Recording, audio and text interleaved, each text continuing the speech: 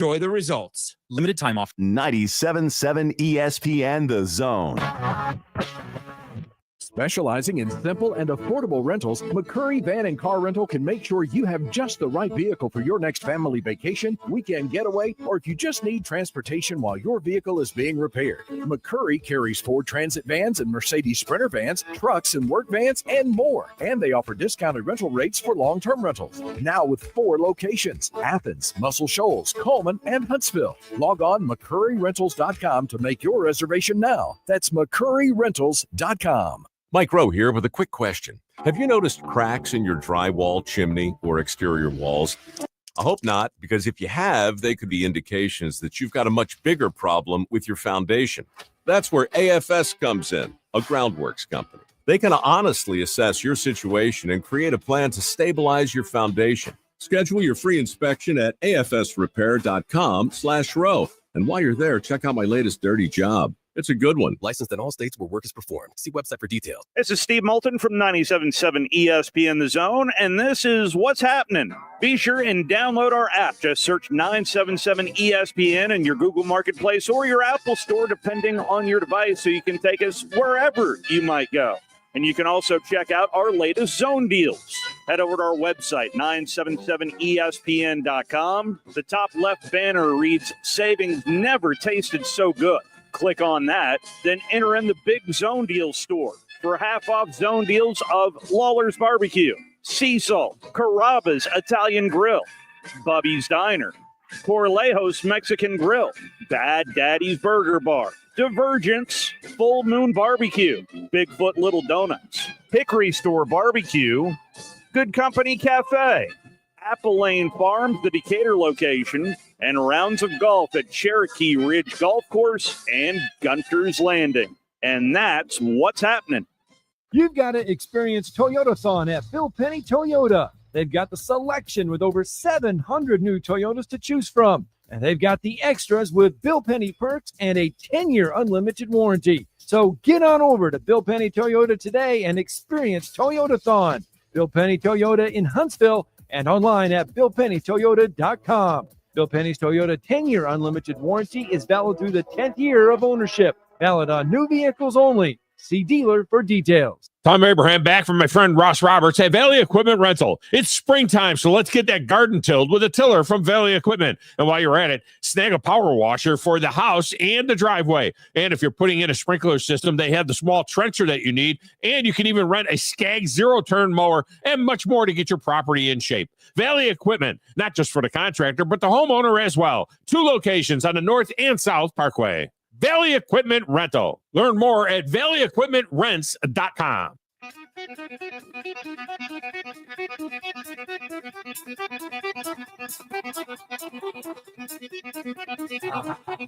Welcome to Talkin' Ball with Scott Tyson and Drew DeArmond. Call into the Neighbors Wealth Management Hotline now, 256-576-4977. That's 256-576-4977. Now, here's Scott and Drew.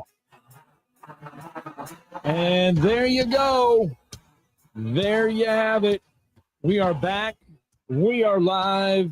And we are brand new. It's Talking Ball, 97.7 ESPN The Zone. Scott Tyson, Drew DeArmond. Happy Tuesday morning, everyone. Welcome in. Safe travels into work, into school, wherever you may be headed on this Tuesday. And on your drive in, just be careful. Because it is raining here in the Rocket City. 72 degrees, your high today. And you never know when you're going to need our good friends from Talent Heating and Air. So give them a call, 256-503-4490. Give Thomas, give Terry, give Jeremy a call over at Talent Heating and Air. If you can't give them a call, and you're sitting there at your computer, talenthvac.com. Look them up online. They're live and they are local. They can take care of all your heating and cooling needs. We've got a lot of stuff lot of stuff on the docket today. 256-576-4977. That's the number to the phone lines. You can join us throughout the 2 hours this morning. Big thank you first to everybody that came out yesterday to Cherokee Ridge for the 3rd annual Eagle Insulation 97.7 ESPN The Zone Charity Golf Classic to benefit the Make-A-Wish Foundation. Still tallying all the numbers, and I know they are going to be fantastic, but big thank you to everybody that came out to participate, to play, to have fun, to eat a little food.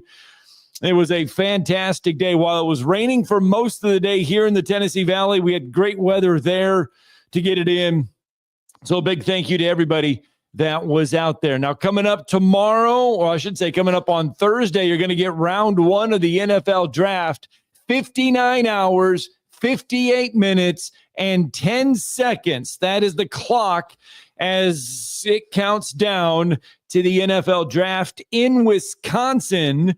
We'll preview some of that. Daniel Jeremiah he had a conference call yesterday and laid out some stuff on the Tennessee Titans and Cam Ward, and even was asked a question about Jalen Milroe, what he thought about the former Alabama quarterback. We'll let you hear from Daniel Jeremiah here in a little bit. Don't break up the Atlanta Braves now. They're hot. They've won 4 in a row. We'll talk about that. And then we've got the quarterback situation. The first, I guess you could say, first trade in college football, so to speak, and we'll fill you in on all of that, as that's where we get you started. We all know Nico Iamaleava headed to UCLA. That opened the door for Tennessee to get a quarterback, but it also opened the door for somebody to leave from the UCLA Bruins roster, because UCLA signed Joey Aguilar out of the portal. He then goes into the portal and then ends up at Tennessee. It's crazy how that worked out. Yeah, and he's not the only one. He's not the only Nico Iamani moneybags that ended up at UCLA. Obviously, Manning Iamaleava, or whatever the hell. Is that his name? I can't even remember. Yes, anyway, that is his name, who originally committed to UCLA. Yeah, and then he flipped to Arkansas, and now he's going back to UCLA just to get the family back together, I guess. I guess he doesn't mind sitting on the bench for some money behind his brother, But we'll see. But the Iamaleavas are back together. And, yeah, you're right. I mean, with Aguilar going to Tennessee, it's the first trade we've ever seen in college football. He was the starting quarterback he's slated to be. He's an Antioch, California native. He'd gone back home after having a lot of success at Appalachian State. He was, I want to say, making about $1 million in NIL. And then, of course, the Bruins couldn't help but try to trade up and take overrated off of the hands of Tennessee.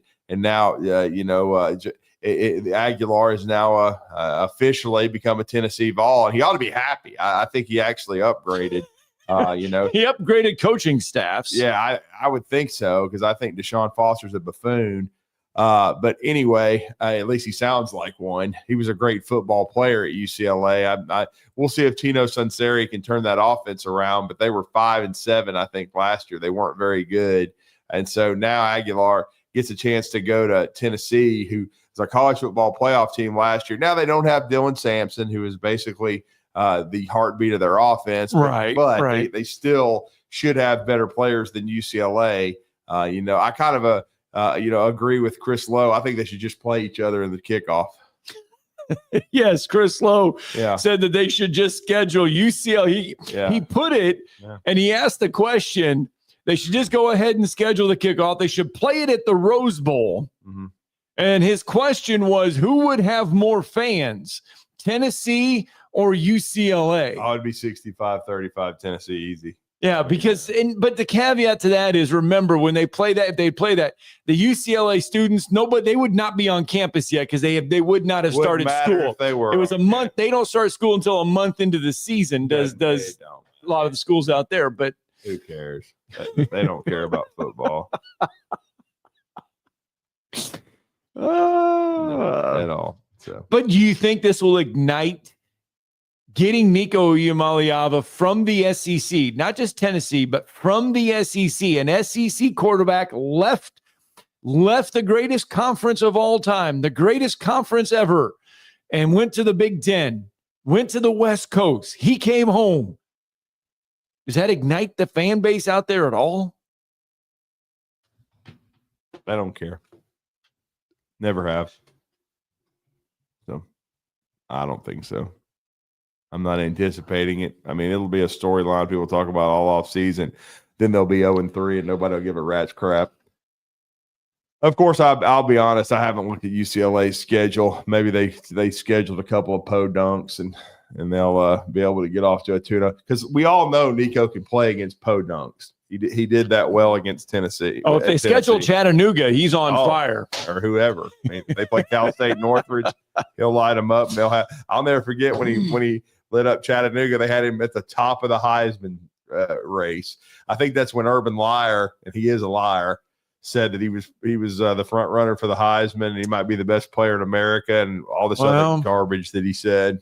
Well, his first game in a UCLA uniform will come August 30th at the Rose Bowl. Not against Tennessee, unfortunately. Against Utah. Oh, hey, let's go Ute. You know? And then he's got to follow that up with UNLV. Yeah. And that's Dan Mullen. Yep. If he gets his check. Well, he's got enough for this year. Well, I don't know. Whatever. UNLV can pay him this year. I mean, that's going to be about it. Then you got New Mexico, Northwestern, Penn State, Michigan State, Maryland, Indiana, Nebraska, Ohio State, Washington, and USC. Man, I'm going to be honest with you. I hope Utah beats the hell out of UCLA.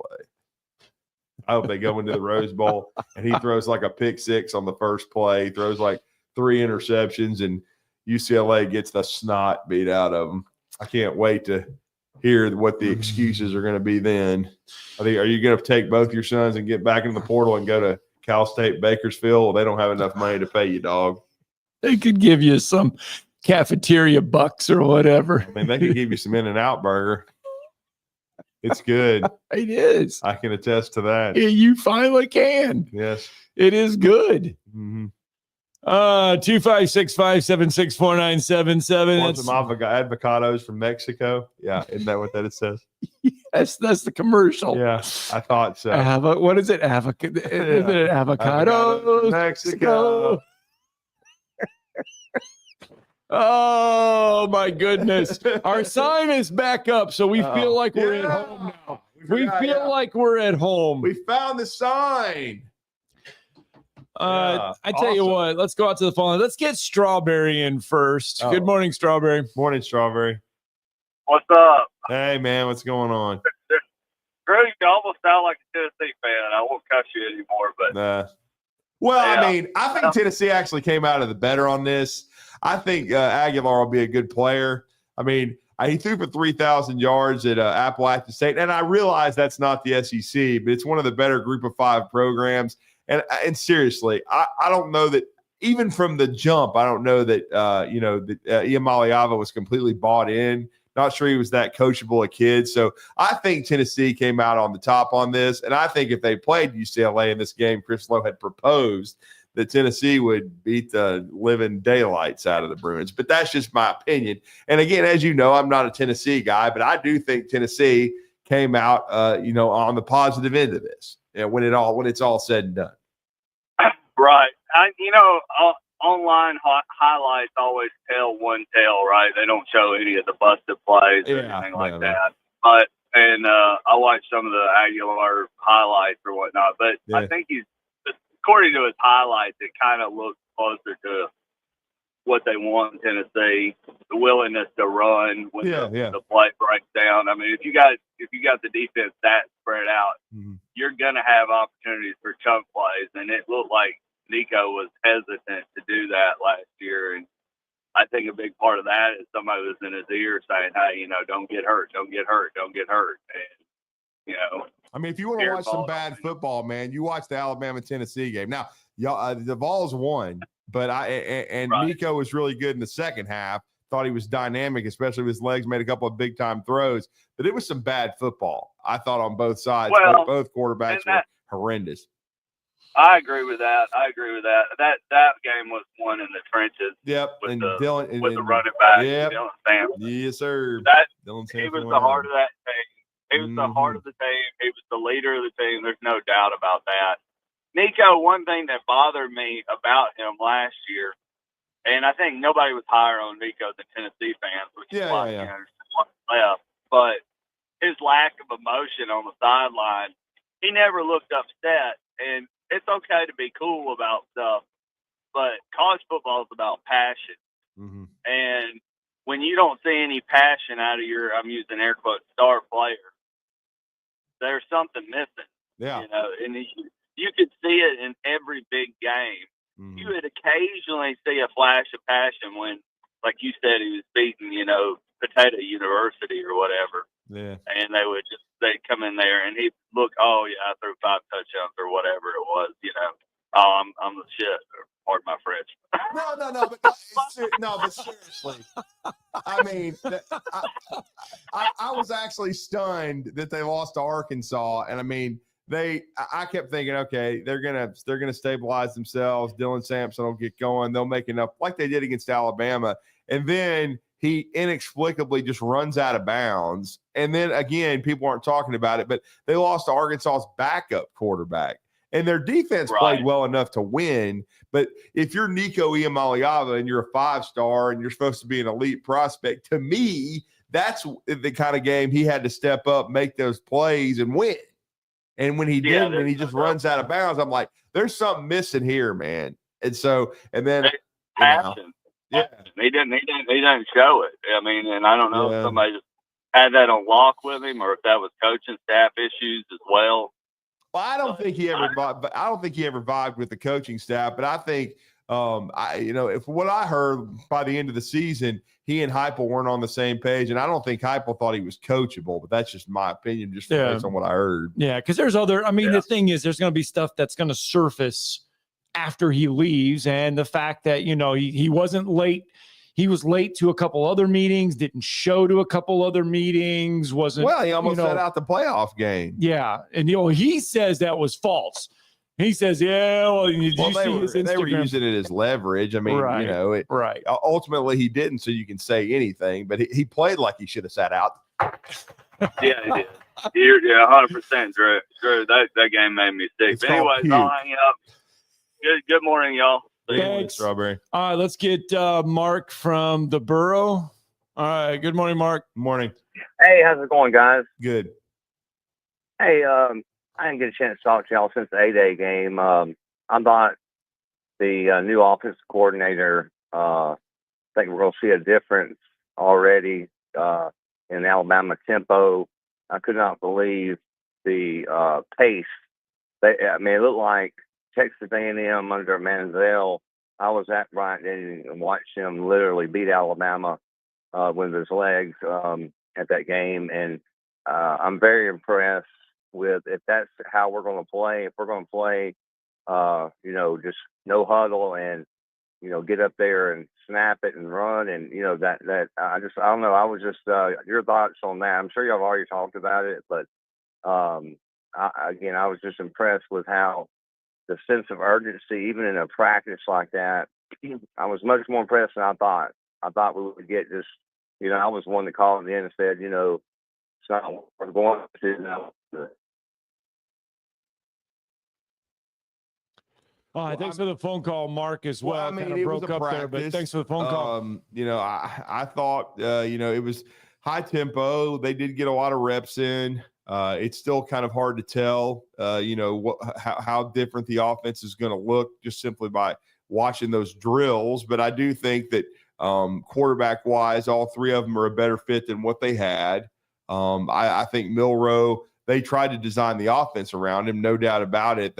Now, I will say this. I read some lunacy yesterday, and this is what Detillier always tells us, all this lunacy comes out before the draft, and talking about scouts and coaches saying that Jalen Milroe is the greatest quarterback runner they've ever seen. Daniel Jeremiah says that in the conference call yesterday, Yeah. Daniel Jeremiah said, look, and this is what made me laugh. If you put Jalen Milroe next to a lot of the running backs in the class, you can't tell a difference between Jalen Milroe running the ball speed-wise and a lot of the running backs. Well, that's true speed-wise, but I mean, if you're having to go right or left and change direction, you're in trouble, or break tackles, you could be in trouble because he doesn't exactly enjoy contact. Most quarterbacks don't. No, that's not a knock on him. Yes, That's not. Yes, they don't like to get decision hit. because Yes. you're trying to keep your quarterback healthy. Yes, but he has no wiggle. He has stiff ankles, and he doesn't make people miss. Like, for example, Nico Iamaleava is taller, 6'6". He has good speed, yet he has more wiggle. He can make you miss and make a play, okay? Now, he doesn't have as much straight line speed as Jalen Milroe. Most don't. I mean, but again, this is a guy that ran the 40, and he didn't run it in a straight line. I want to say that one more time.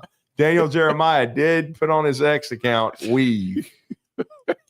And he still ran it in the 4.4s. Okay, that's how fast Jalen Milroe is. And he's 6'2", 235, 240 pounds. He can be very dynamic, but you have to willingly run, and then he needs to take guys on more than he does. He does not, but he does not make people miss. He just doesn't. And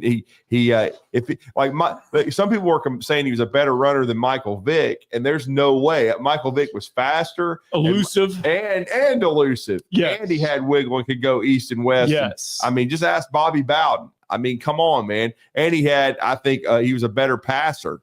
Yes. Now, I think they both had strong arms, but I think you could even say Mike was more accurate. Yeah, he shocked Florida State in that bowl game. I mean, he was a redshirt freshman then. Yes. So he can be a very dynamic runner. That's true. But saying he's as good as we've ever seen, I mean, I'm sitting here thinking, y'all ever seen Tommy Frazier run the option? I mean, trust me. I mean, another thing Milroe lacks is the ability to run the zone read correctly, because basically 90% of the time he keeps it. He doesn't, if he reads it right, Jam Miller may have scored 3 or 4 more touchdowns. He might still be running. Matter of fact, I think if he'd have handed it off against Michigan, he might have actually gone out a winner instead of a loser. Oh, we've got to go out on our break. Our first one of the morning. When we tell the truth Tuesday.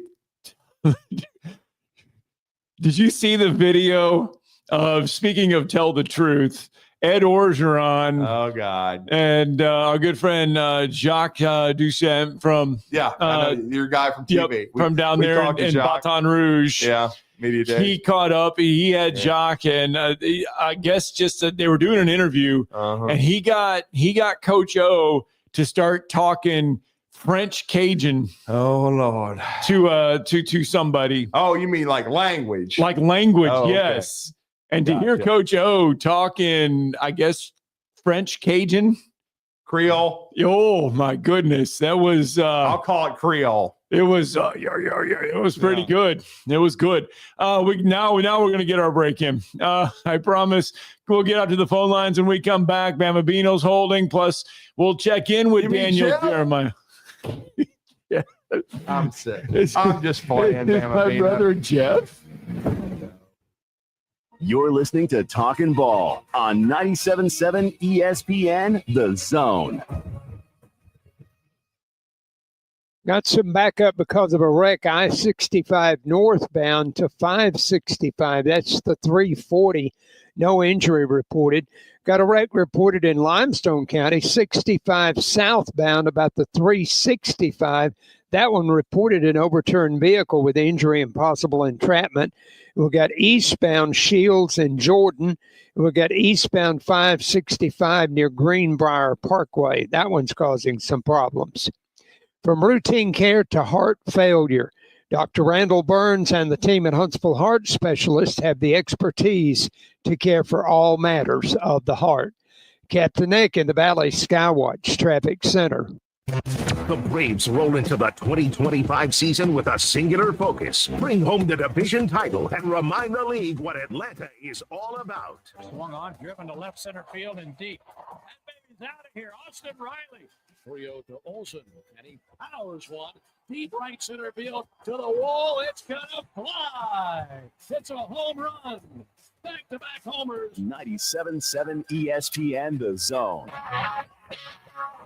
Eagle Masonry and Installation. It's right there in the name. Eagle is your one-stop shop for block, stone, or brickwork, monument signs, and outdoor kitchens and fireplaces. Eagle also offers the finest craftsmanship and insulation, including fiberglass or spray foam insulation, and of course, insulation removal. Philip Love and his team have years of experience, bringing the region the best in masonry and insulation services. For more information and a quote, visit insulatewitheagle.com or call 256-755-1556. Eagle saves you time. Eagle saves you money. You've got to experience Toyotathon at Bill Penny Toyota. They've got the selection with over 700 new Toyotas to choose from. And they've got the extras with Bill Penny perks and a 10-year unlimited warranty. So get on over to Bill Penny Toyota today and experience Toyotathon. Bill Penny Toyota in Huntsville and online at BillPennyToyota.com. Bill Penny's Toyota 10-year unlimited warranty is valid through the 10th year of ownership. Valid on new vehicles only. See dealer for details. Are you tired of power outages disrupting your life? It's time for a Generac standby generator from Current Electrical. Storms may rage outside, but inside your family's powered up. So why choose Current Electrical for your generator needs? 1, we offer a wide range of models to suit every budgeted energy requirement. 2, our project managers handle every step of the process: power, gas, permitting, and inspections. 3, our certified technicians install your generator with precision, ensuring peace of mind. Don't wait for the next blackout. Call 256-880-1880 or visit us online at jetsuperstore.com. You don't have to go somewhere else just so you can go somewhere new. Plan your next vacation with Huntsville International Airport and Breeze Airways. Enjoy friendly, convenient, nonstop travel to some of the most exciting destinations in the U.S., including the home of 12 world-famous theme parks, Orlando, Florida. With flights starting as low as just $49, Breeze has got you covered with easy, breezy, nonstop flights to Orlando.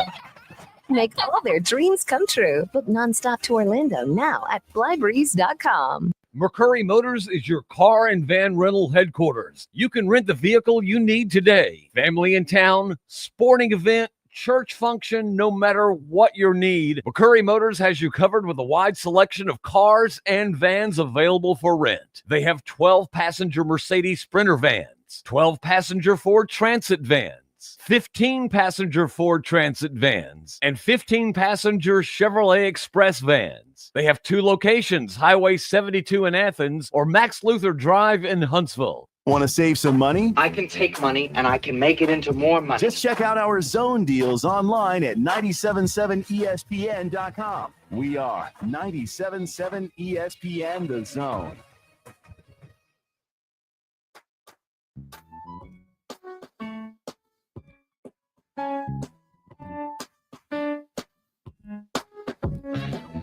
Welcome back. Talking Ball 97.7 ESPN, The Zone. Scott Tyson, Drew DeArmond, 724 on your Tuesday morning. Welcome in.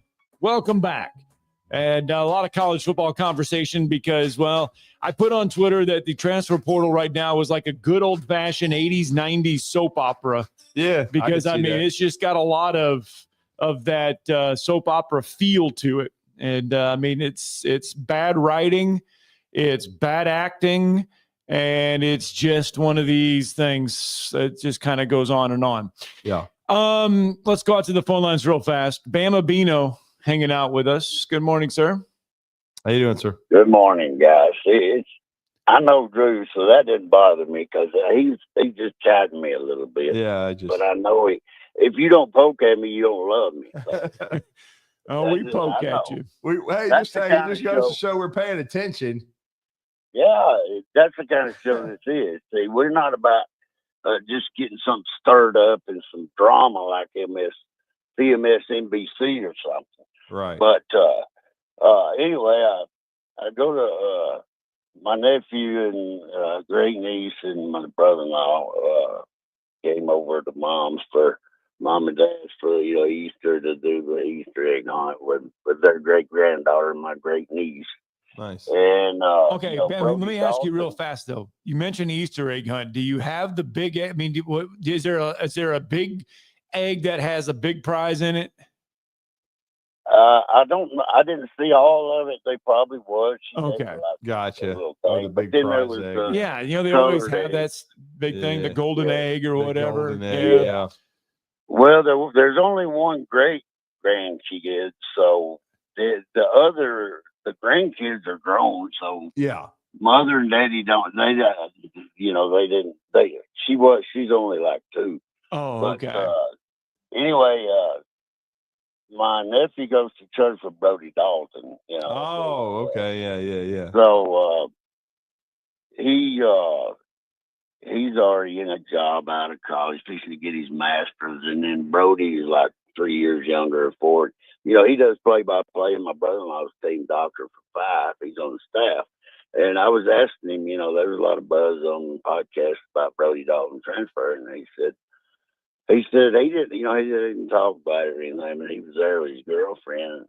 I said, Freddie Kitchens and Belichick they're kind of ringing the buzz on him, and I said, you tell Brody just not to break up with his girlfriend, because Belichick won't take him if he don't break up with her, if he breaks up with her, because he's just a year or 2 younger than Belichick's girlfriend.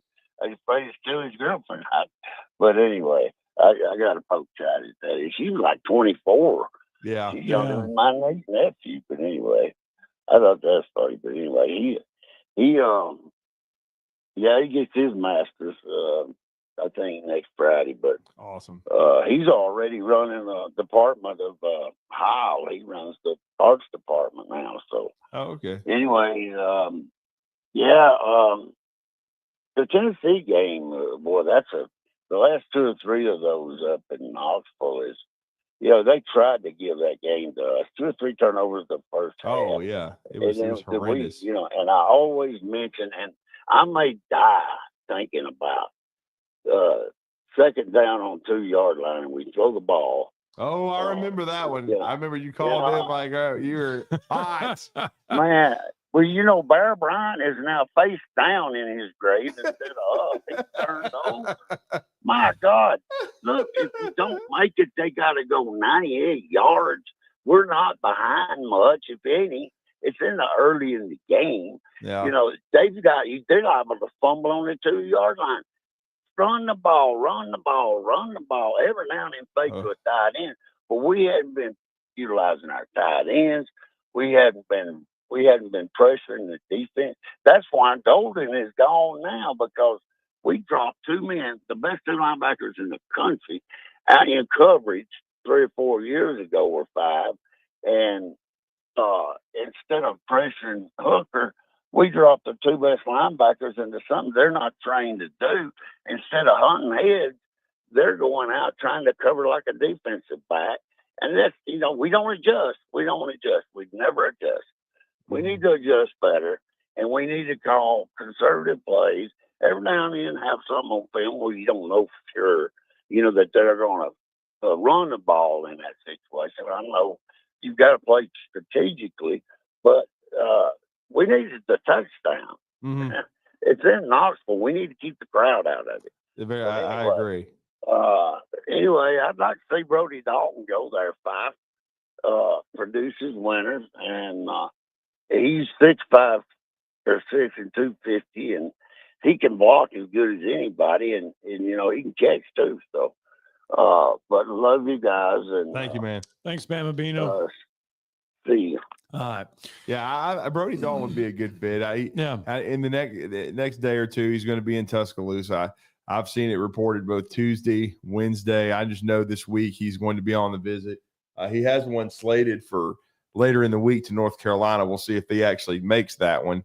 I feel like Alabama wants the young man and would like to lock him up. And as far as probably get him to commit on the visit, we'll see. But it's certainly an area of need for Alabama. Tennessee, we're going to talk to Ryan Callahan at the top of the second hour. We'll talk about Aguilar and the fit at quarterback.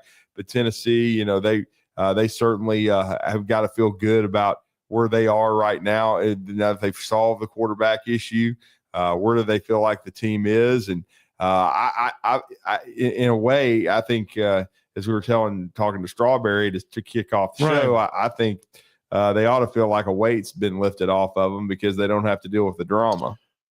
All right, let's get a break in. When we come back, Quinn Ewers and John Gruden. Oh, boy. They got to talking in their little quarterback class or whatever that he does, John Gruden does. Yeah. And they brought up the Alabama win. Yeah.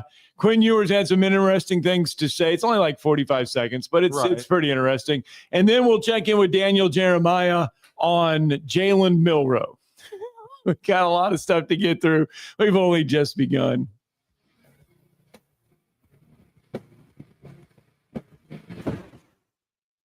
You're listening to Talkin' Ball on 97.7 ESPN, The Zone. From the Fox 54 Weather Center, I'm Chief Meteorologist Jordan Dressman. Relatively warm as we head into the overnight. Temperatures only dropping into the upper 50s and lower 60s, but we're going to maintain the opportunity for a little bit of rain. A mostly cloudy to overcast sky once again as we head into your Wednesday. A couple of peaks of sunshine here and there, but otherwise we're talking about a mostly cloudy sky. Temperatures climbing into the mid and upper 70s. We're also maintaining the opportunity for some scattered showers and thunderstorms. The good news here is that no severe weather is expected and the day is not going to be a complete washout. I'm Chief Meteorologist Jordan Dressman on your home for ESPN Radio, 97.7 ESPN, The Zone. This picked up a wreck at Winchester and Shields. That one's coming in as a no injury. 431 and Wade Road reported injury, but it looks like they've canceled Himsey. Got I-65 northbound at the 340. That's the 565 interchange. That one may be causing some problems. Got eastbound Shields and Jordan, and eastbound 565 at Greenbrier Parkway. All those are working. No hose, no mask. Dr. Sandman has the medically proven benefits of the Somnodent for sleep apnea and for snoring. Dr. Sandlin, 350-CARE. Captain Nick in the Valley Skywatch Traffic Center. I'm here with Thomas from Talent Heating and Air. With the temperatures going up and temperatures going down right now, now is a good time to get your heating and air system looked at. Thomas, when somebody calls, you guys answer. That's right. The phones are staffed by us. They're manned 24/7. We're ready to come out and take care of you that day. How do they give you guys a call? You give us a call at 256-503-4490. And you can find you guys on the World Wide Web at talenthvac.com. And now is a good time to do this because you guys are offering a special deal. That's right. We're doing $49 tune-ups this spring. We're also doing free second opinions. We offer that year-round. Somebody comes out, they say you got a back compressor, a leaking refrigerant. Give us a call, see if we can save you some money. Thomas from Talent Heating and Air. Thomas, one more time, that phone number. 256-503-4490. AL certain number 21014. Specializing in simple and affordable rentals, McCurry Van and Car Rental can make sure you have just the right vehicle for your next family vacation, weekend getaway, or if you just need transportation while your vehicle is being repaired. McCurry carries Ford Transit vans and Mercedes Sprinter vans, trucks and work vans, and more. And they offer discounted rental rates for long-term rentals. Now with 4 locations: Athens, Muscle Shoals, Coleman, and Huntsville. Log on McCurryRentals.com to make your reservation now. That's McCurryRentals.com. Organizations using Salesforce know how powerful the platform is and how much time, money, and headaches it saves if it's set up right and you know how to use it. Let's face it, Salesforce is complicated and time-consuming to figure out, and a lot can go wrong now and down the road without expert help. That's why most Salesforce users work with an implementation partner like Higher Echelon, so they get the absolute most out of their Salesforce investment. Higher Echelon is a 5-star Salesforce consulting partner who won Salesforce Military Hiring Partner of the Year. President Dr. Joe Ross is retired Army who played and later coached for the cadets. He puts that experience to good use at Higher Echelon, where they pride themselves on hiring veterans. Look, not all Salesforce partners are the same. Don't put your company at risk by going with an inferior partner. Higher Echelon is the trusted partner you can count on to get you up and running and seeing returns on your Salesforce investment in a fraction of the time it would take if you go it alone. Go to higherechelon.com. That's HIGHERECHELON.com to learn more. Go higher and go Army. I'm here with Stan McDonald of Jacob Title. Stan, I've heard that every real estate closing at Jacob Title is a very big deal. Why is that? Wes, I'm reminded of a very impactful statement that I heard from Coach Gene Stallings years ago when he talked about big games and little games. He said he didn't like that comparison. He says because try losing one of those little games. And if you ever do, it ends up being the biggest game all year long. Well, it's the same thing with real estate closings. Every game, every closing is a very big deal at Jacob Title, because when it's your closing and your contract on the line, it's a very big deal. And we understand that at Jacob Title. So it sounds like whether your client is a first-time residential buyer or a multi-million-dollar investor, they can expect your A game. That's exactly right. As a matter of fact, when you bring your real estate closing to us at Jacob Title, we understand it's all about trust and confidence. And when Stan McDonald tells you that a chicken dips snuff, you can look under his wing for the box. And like Beebs likes to say, there's no doubt about it. Football season and Bad Daddy's Burger Bar. The perfect combination of good times and great food. This season, score big with one of our chef-inspired expressions of pure burger amazingness. Our delicious burgers are made with premium Angus beef, and you can pair it with one of our signature cocktails or a cold craft beer from our huge selection. Bad Daddy's Burger Bar on the Parkway in Huntsville and our new location at Cliff Farm, Highway 72 in Madison. Never miss 1 second of Charger baseball with the Charger Zone. And he is just absolutely parked one. I don't believe the left fielder or the center fielder for AUM even moved. Only on 97.7 ESPN.com and the 97.7 ESPN The Zone app.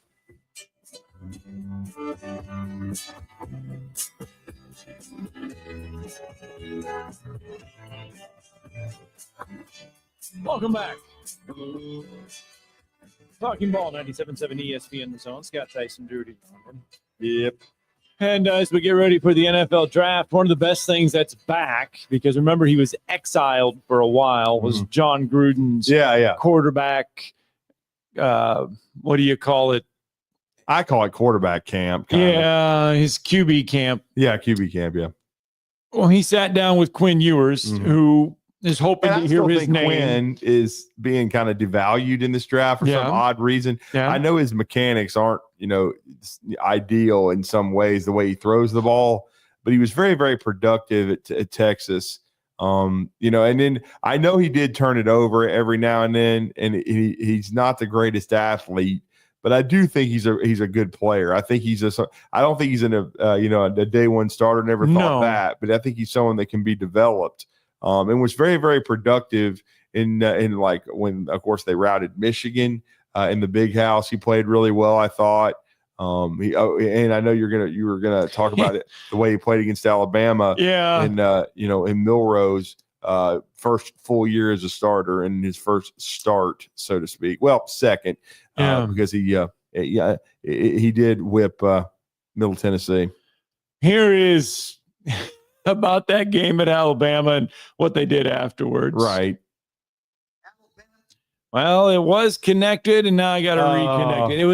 It was connected to the Bluetooth. There we go. Then it disconnected itself. Here we go.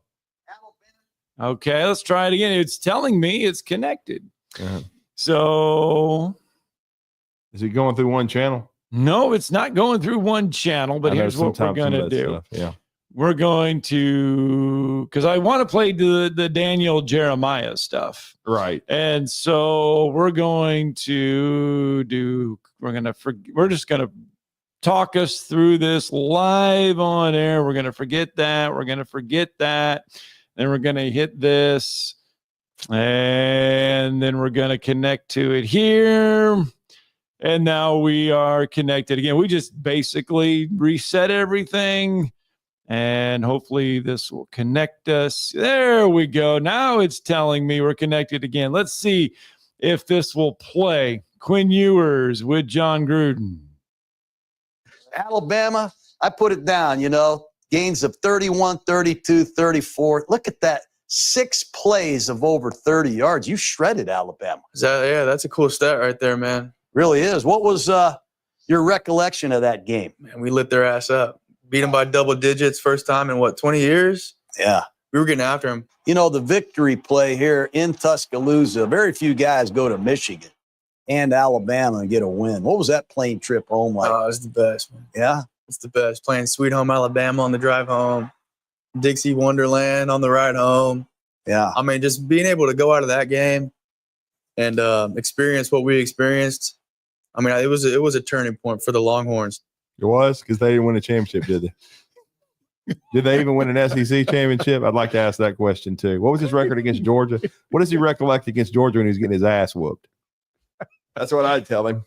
But what is Dixie Wonderland? I mean, if he wants to sit there and rub it in, I can rub it right back. Yeah, he played well against Alabama, but typical Texas Longhorns, though, boy, that was great for Texas. But then when it mattered,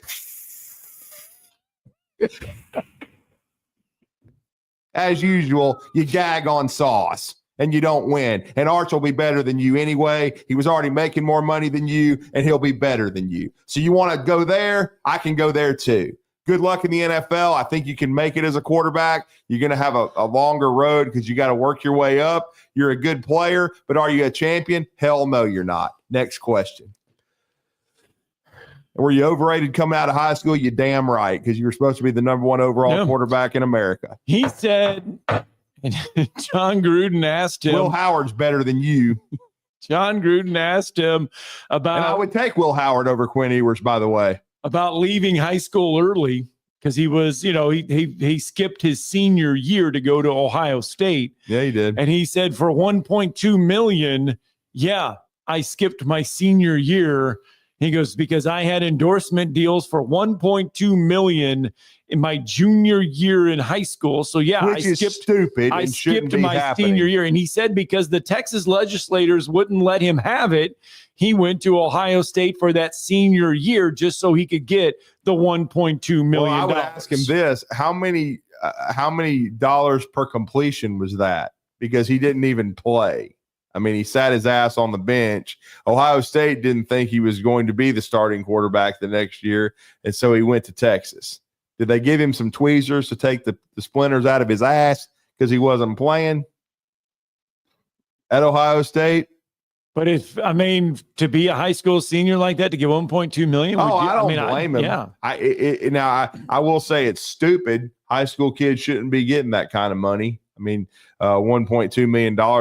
And look, a lot of it was set up by Ohio State. Let's not misunderstand something. Right. And these companies are trying to, these endorsers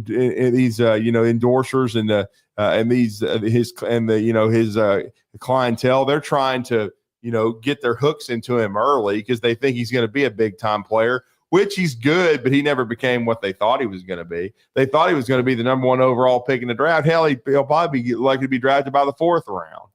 Well, there are Adam Schefter. Right. And this all falls in line to the draft. This kind of leads us into Jalen Milroe. Is a good player. He's just not a great player.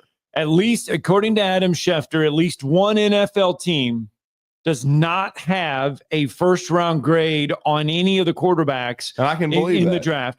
The GM of another team said there are no surefire quarterback solutions, and the top-rated passer in the group is Cam Ward. Okay, he's the top-rated passer in this quarterback class. He would be a 7th-rated passer in last year's class. Yeah, which means he's a 4th, 5th, 6th, 7th round pick, in my opinion. And that's why there's no way in hell if I'm the Tennessee Titans, I'm taking him number 1.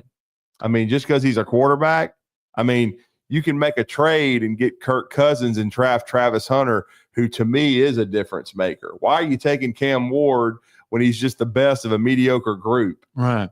I think it's stupid. Well, that leads us right into Daniel Jeremiah, and we will check in with Daniel Jeremiah when we return. He talks about the Titans and Jalen Milroe. We'll let you listen to what he had to say coming up next.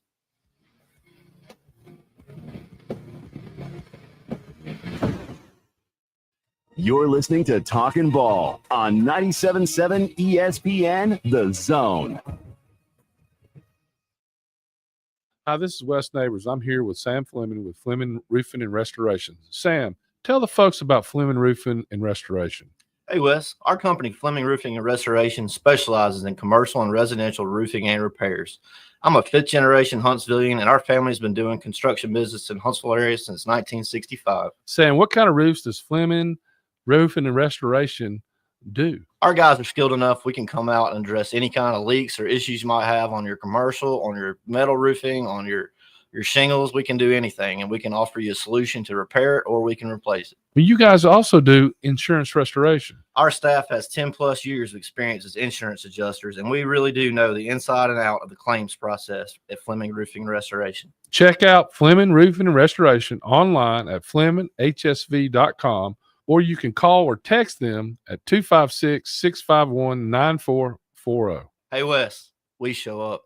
You don't have to go somewhere else just so you can go somewhere new. Plan your next vacation with Huntsville International Airport and Breeze Airways. Enjoy friendly, convenient, nonstop travel to some of the most exciting destinations in the U.S., including the home of 12 world-famous theme parks, Orlando, Florida. With flights starting as low as just $49, Breeze has got you covered with easy, breezy, nonstop flights to Orlando. Make all their dreams come true. Book nonstop to Orlando now at flybreeze.com. Hi, folks. Bobby White back again for Woody Anderson Ford, inviting you to come test drive any one of our over 100 F-150s. From rock-solid, dependable work trucks to our state-of-the-art Platinum Series, we've got an F-150 for you.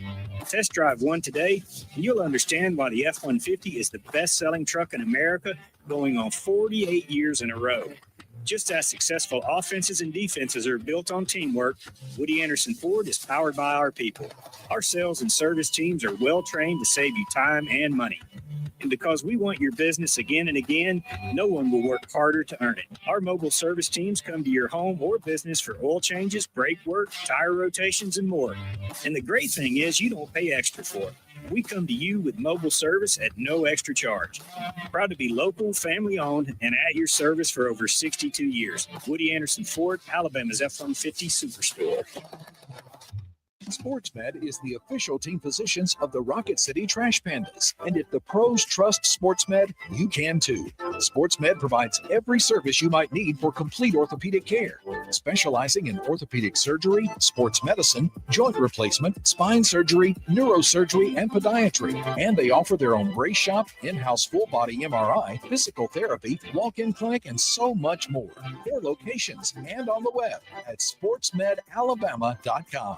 A newest wreck is Winchester and Shields. It's a no injury, just waiting on a trooper. 431 and Wade Road reported with injury, but they canceled Himsey.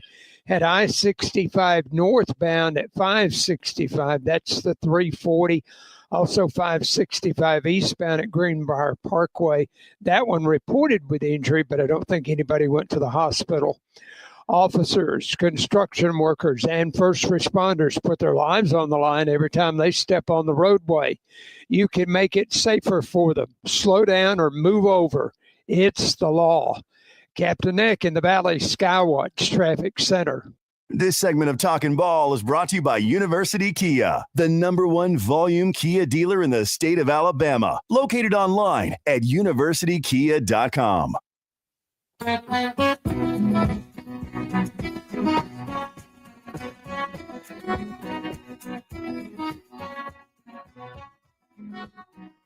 Welcome back. Talking Ball 97.7 ESPN The Zone. Scott Tyson, Drew DeArmond. A Tuesday morning wet start to your Tuesday here in the Tennessee Valley, and rain doesn't look like it's going to go away here for a while.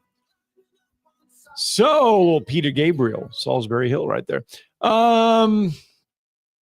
Let's do this Daniel Jeremiah stuff because it was pretty interesting. He talked about the Tennessee Titans, and he talked about Cam Ward, and he also talked about Jalen Milroe as well. He was asked about Jalen Milroe. Here is a little bit of what he had to say on Jalen Milroe, who some people, remember, he got invited to the green room. He accepted an invite to the green room.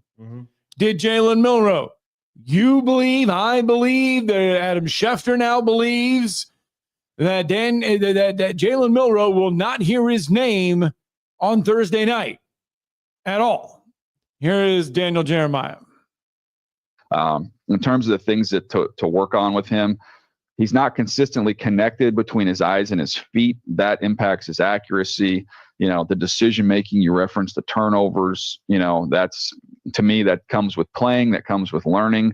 Being in a little different system this year, that didn't go quite as smoothly as you would have hoped. I do think he needs time. I do think he requires patience.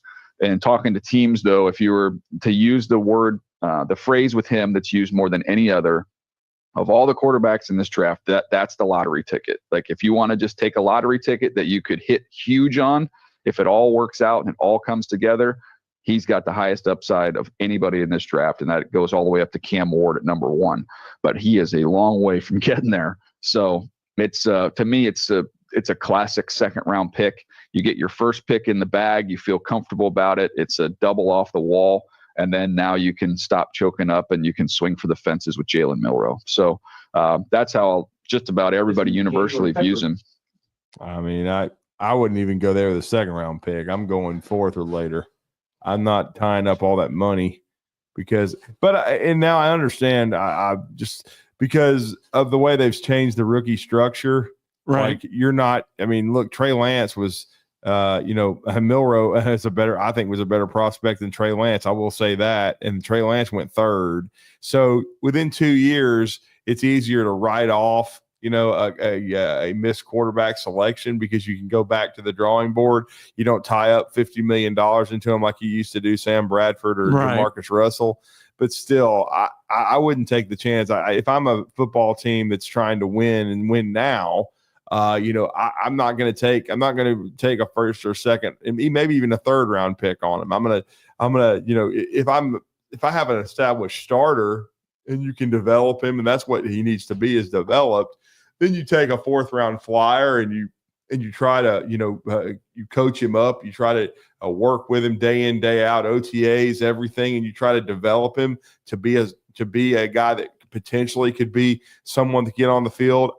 And be a starting quarterback, 3 or 4 years down the road. But to me, he's just not a guy within the first 2 years that needs to play. He needs so much work as a player. And again, I didn't see enough improvement last year. And Daniel said the right things about.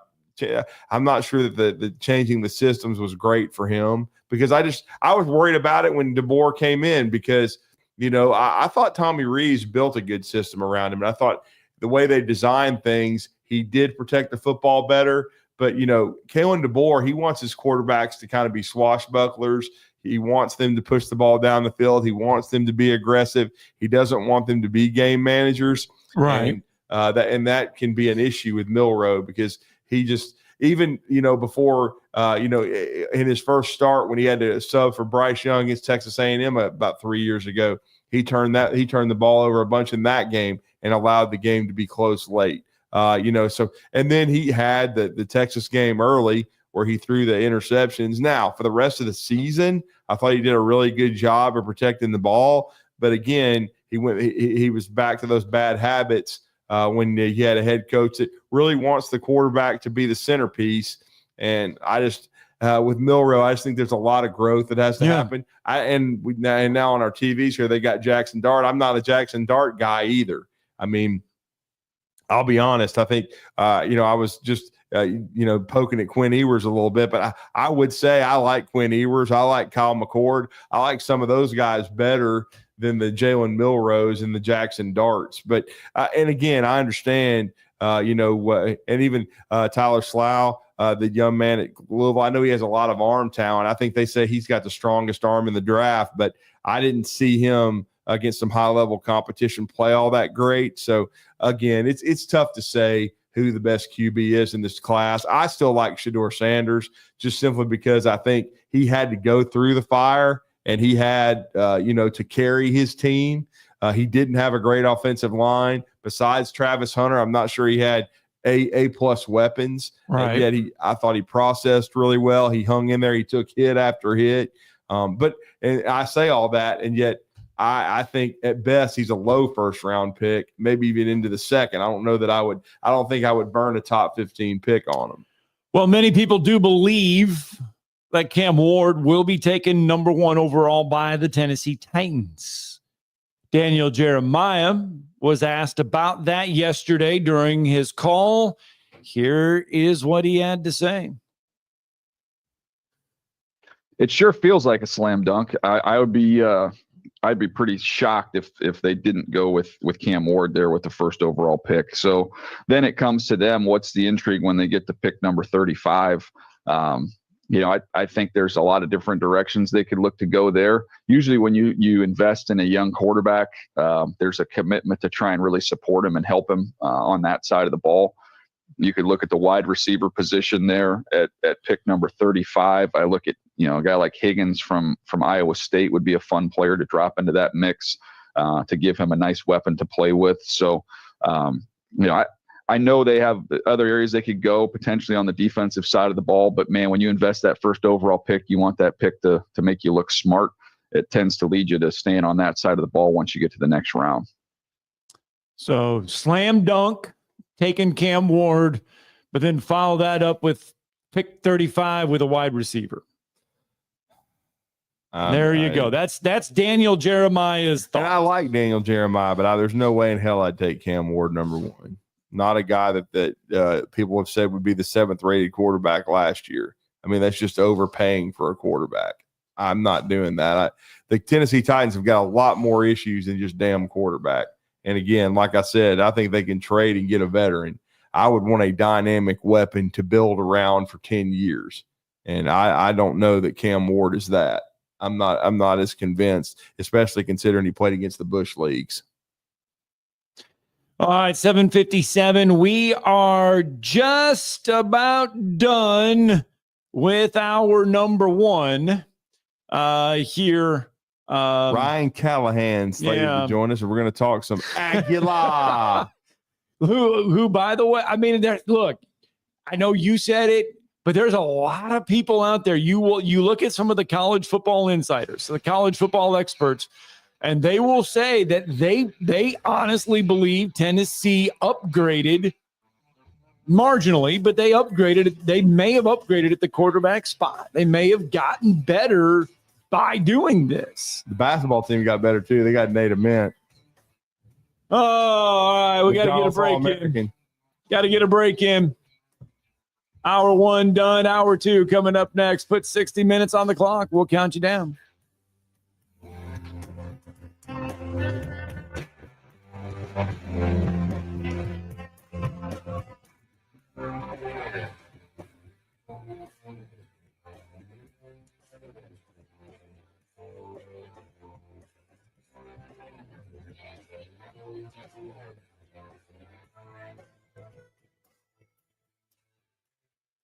This is Brent Musburger's VSiN Action Update on 97.7 ESPN The Zone. AI-powered betting models to help you make sharper picks during March Madness. Free 7-day trial available now at rhythm.com. That's RITHMM.com.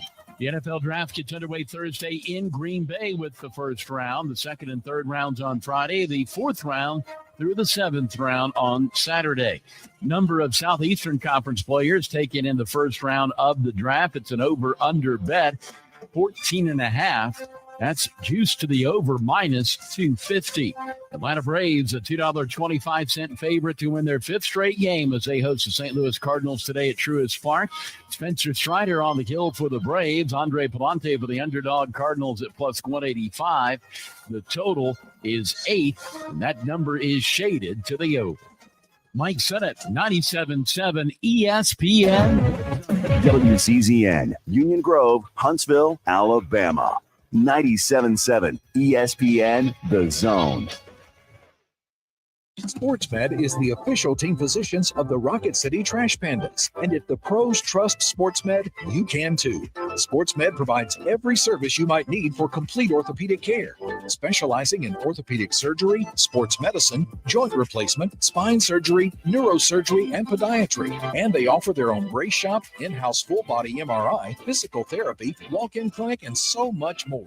4 locations and on the web at sportsmedalabama.com. This hour brought to you by SportsMed Orthopedic and Spine Center. Online at sportsmedalabama.com.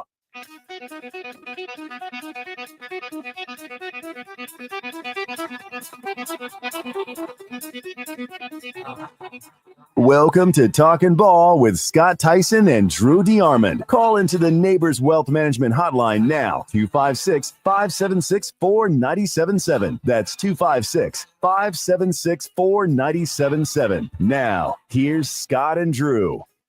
Hour 2, Talking Ball, 97.7 ESPN The Zone. Sportsman Orthopedic Surgery and Spine Center. Putting the ball on the tee, helping us get hour 2 underway. 256-881-5151. You want to experience that sports med difference, just give them a call for all those aches and pains, little bruises, nicks, or whatever you may have, whether it be playing golf, pickleball, I don't know, running, kickball, flag football, softball, baseball, whatever it is. Give them a call, 256-881-5151. to experience the sports med difference. We talked about it to kick off the show. I mean, it is not what it was, but it is what it was.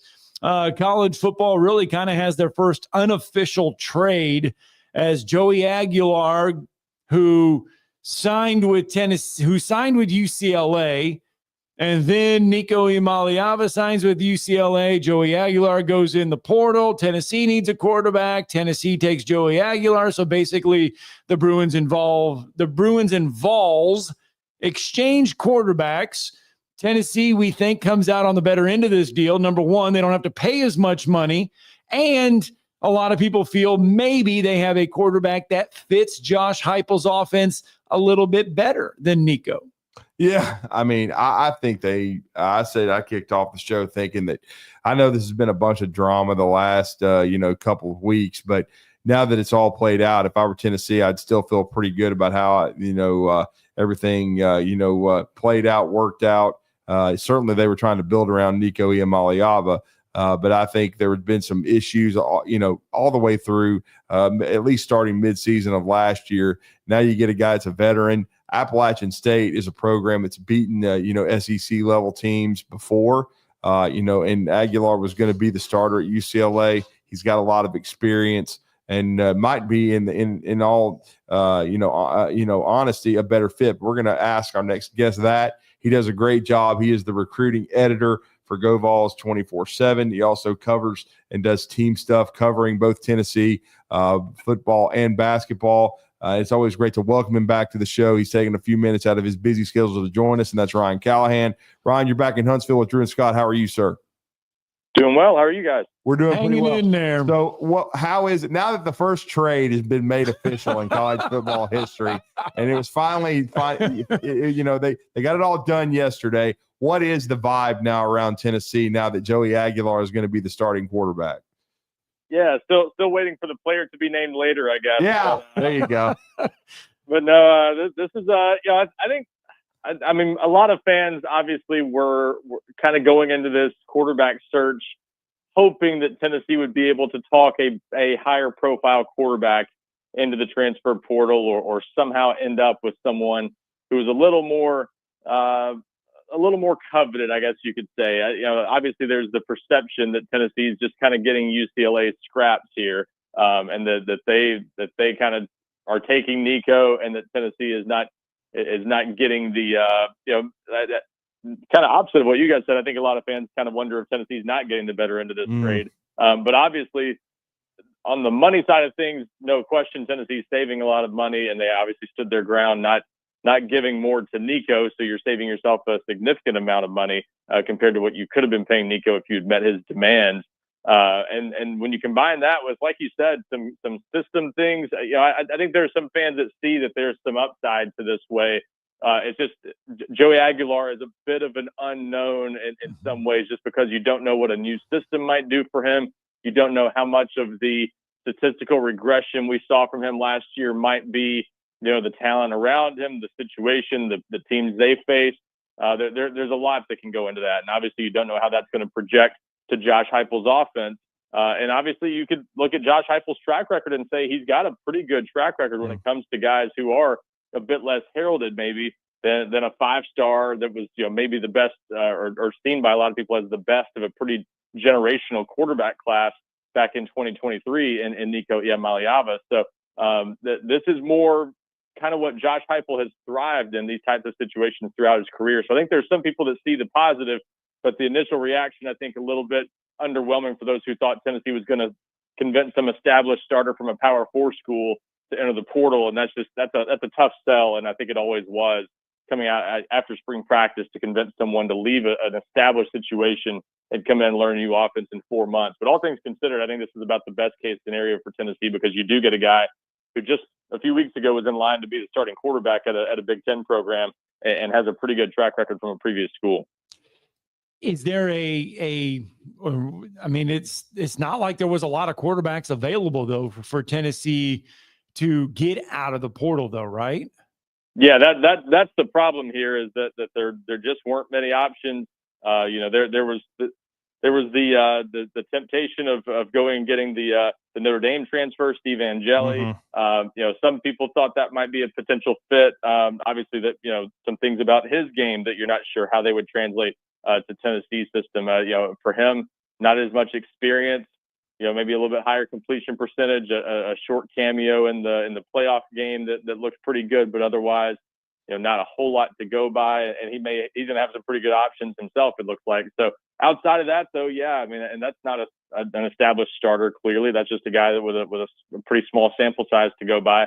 So yeah, and that's often what you're looking at in the spring portal window. You're looking at guys that are leaving for a better opportunity. That certainly ended up being the case with Joey Aguilar, who was in position to start, but no longer expected to with Nico coming in at UCLA. So you're basically shopping between guys who need a chance to play more than they were going to at their previous school, or maybe just a better situation for them to go in and compete.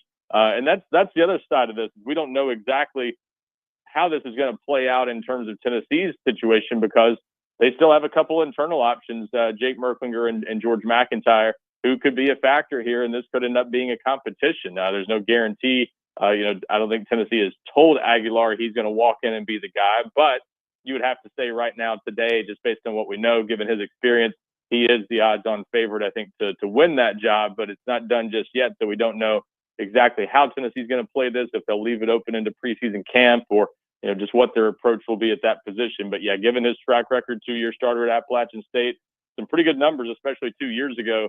So there's a lot to like about this. All things considered, again, I think it's a better pickup here than some Tennessee fans might have initially thought, just based on the perception that you're getting, kind of UCLA's cast aside quarterback that they no longer needed after adding Nico. Well, I'll just say this. I remember one of the first things that Josh Heupel did when he took the Tennessee job was to go get Joe Milton from Michigan. And then they took Hendon Hooker from Virginia Tech, and Hendon Hooker ended up being the better player to me. I mean, he beat him out after Joe got hurt, and Hendon Hooker was a tremendous football player. Great fit there. I think the best quarterback Tennessee's had since Peyton Manning. And then I still think if he hadn't gotten injured against South Carolina, probably would have been a guy that went in the first or the second round. I really think it hurt his draft stock when he got injured. But still, so that just goes to show you that's why. And then Milton, stuck around to give him credit and became a starter the next year. He's in the NFL. But Hendon Hooker was the better player. We'll see if that happens with Joey Aguilar and Nico Iamaleava, because Nico was good last year. He wasn't great, still needed to progress. I guess to peel the onion back here, in your opinion, Ryan, because, we haven't spoken with you, when did everything start to go completely south with this situation where there was no point of no return with Nico? Yeah, and one quick thing on Hendon Hooker. Keep in mind, that was a Jeremy Pruitt edition. Well, that is true. He did come in before Milton. That's true. That's a good point.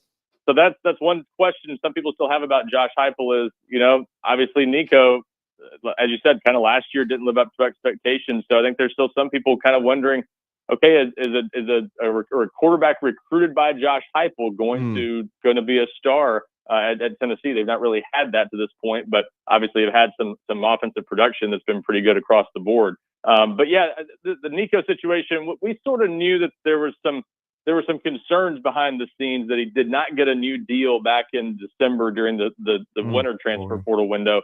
So there was some concern that could be an issue at some point, but we didn't hear a lot about it for a few months there. And so things kind of died down. You wonder, had this quietly been addressed? and then it sort of flares back up approaching the end of spring practice. And it obviously went from 0 to 60 in no time. And next thing you know, he's after the report comes out that he's negotiating, which really by that point, I don't think there were even negotiations going on. It was just clearly kind of a standoff with both sides kind of dug in, Tennessee not wanting to budge more than they already had. And it is my understanding that they had sort of done some things to try to bridge the gap between the two sides a little bit and try to meet in the middle on some things. And Nico's side just not being willing to take, really anything less than what they had said they wanted, which was the reported $4 million figure that was out there. So they were just sort of at a standoff at that point. And once it got out there publicly, however, that did get out, that clearly led to Nico sitting out practice the next day. And so within a matter of less than 24 hours, this thing goes from, oh yeah, hey, this is an issue again, to, okay, he's not in practice, now what? And once that happened, it was very clear that it was going to be hard for him to patch things up with Tennessee, and that there was really no path to him staying at that point because things had very quickly gotten so ugly. So it was one of those things that was obviously playing out a little bit in the background that people probably weren't fully aware of, but we did know that there was not a new deal struck back in December. And we thought it was strange at the time that Nico, there were some rumors back in December that he might enter the portal. Never really came to a decision on that though, and just kind of seemed to kick the can down the road. And that's one of the many things about this whole situation that's strange. If you're going to enter the portal, obviously you're going to have more options if you do it in December. It just seems like an incredible misplay on his part to not go in the portal back in December. In hindsight, could have had many better options than UCLA, you would think. And Tennessee obviously would have been in a much better situation to find another quarterback to replace him. We heard everything from play calling to scheme wise to offensive line to wide receiver, additions and stuff. Where does Tennessee, how does the offensive line look going into the fall? How does the wide receiver core look going into the fall? Well, and just to be clear, that's all spin from Nico's side. What are they supposed to say? They're not going to come out there and admit that it was a standoff over money, because they're going to get asked about this by every NFL team that Nico talks to in the future, and don't want that to be the talking point. But now in their defense, there were some conversations back in December before they got to the money, perhaps even, about Tennessee bringing in some talent around him, because there were some concerns. Tennessee's replacing 4 starters on the offensive line from last season. They did feel that the wide receiver play wasn't good enough last year, especially once they had some injuries. Squirrel White didn't have a huge year, played through some injuries. Brew McCoy, okay year coming off a big injury the year before, but it just wasn't great across the board. Chris Brazzell didn't make a huge impact out of the transfer portal. So that's one of the question marks about this team. They brought in a couple transfers from the portal, and Sam Pendleton and Wendell Moy Jr., guys that have experience at good school, at good programs or Power 4 programs. Wendell Moy, a 2-year starter at Arizona, and then Pendleton, part of a really good offensive line at Notre Dame, where he made several starts last year. So I think those 2 additions have been pretty good. David Sanders Jr. looks like, especially now that Larry Johnson, a former junior college transfer, has headed to the portal himself, that kind of clears the way for David Sanders Jr. to likely start as a true freshman, which might have happened anyway, but that sort of knocked his main competition out of the way. You've got some youth there, but there's at least talent, obviously, and he's going to probably start at right tackle, it looks like, opposite Lance Hurd, who's another former 5-star. So you're breaking in a new center, but that offensive line looks like it's got a chance to be pretty good. Just some question marks there still, because it is a new group. And then at wide receiver, not a lot of depth right now. They're in the transfer portal looking for at least one more receiver this spring, but only 7 on scholarship projected. And that's only 6 of them were there this spring. They'll add another freshman, Joakim Dotson, in a few weeks. But that's been a bit of a concern too this spring. There were some scrimmages where they had 4 or 5 scholarship receivers out there with 1 or 2 missing. So not an ideal situation, but they do have some young talent led by Mike Matthews that they're excited about. So I think there's, again, sort of a mixed bag there. Some talent you like and that you're excited about, but they just haven't proven it before. So that's one of the question marks about what Joey Aguilar is coming into, and can Tennessee make that situation any better here during the spring transfer portal window? And I know you started focusing on him yesterday, but initial thoughts, because and you made a great point about Hendon Hooker being recruited by Jeremy Pruitt. He ended up being a really good fit for what Josh Heupel wanted to do offensively. What's the initial thought on Joey Aguilar and his skill set? Because he threw for 3,000 yards at Appalachian. That's a really good program that has given some SEC schools some fits over the years. But what do you see out of him right now with how he may fit in to what Josh Heupel wants to do? Yeah, and obviously there were some reasons, some things that changed around him that might have had to do with why his production was better in 2023 at App State than it was in 2024. But yeah, when you look at the production there and just the fact that he's a 2-year starter, that's worth something in college football, as we've seen. Now, the thing everyone's going to look at when they look at the stat line, completion percentage dropped, fairly significantly last year, and went from 10 interceptions 2 years ago to 14 last year, while throwing 10 fewer touchdowns last year. So there's some concern there with the turnovers. Now, that's one thing. Obviously, he's got to come in and learn an entirely new system. But one of the things Josh Heupel's system has produced is not turnover free, but often low turnover totals at the quarterback position. So if they can sort of coach some of that out of him or scheme some of that out of him, where he's not taking as many chances maybe down the field. And again, there can be a lot of reasons for interceptions, from bad pass protection to not having receivers open to playing from behind. So that lots of things could dictate that number being better at Tennessee. But that's one of the things I think you've got to fix, is getting some of the turnover prone tendencies maybe out of him. And then there's some things to work with on film for sure. When you look at the highlights, some really nice plays.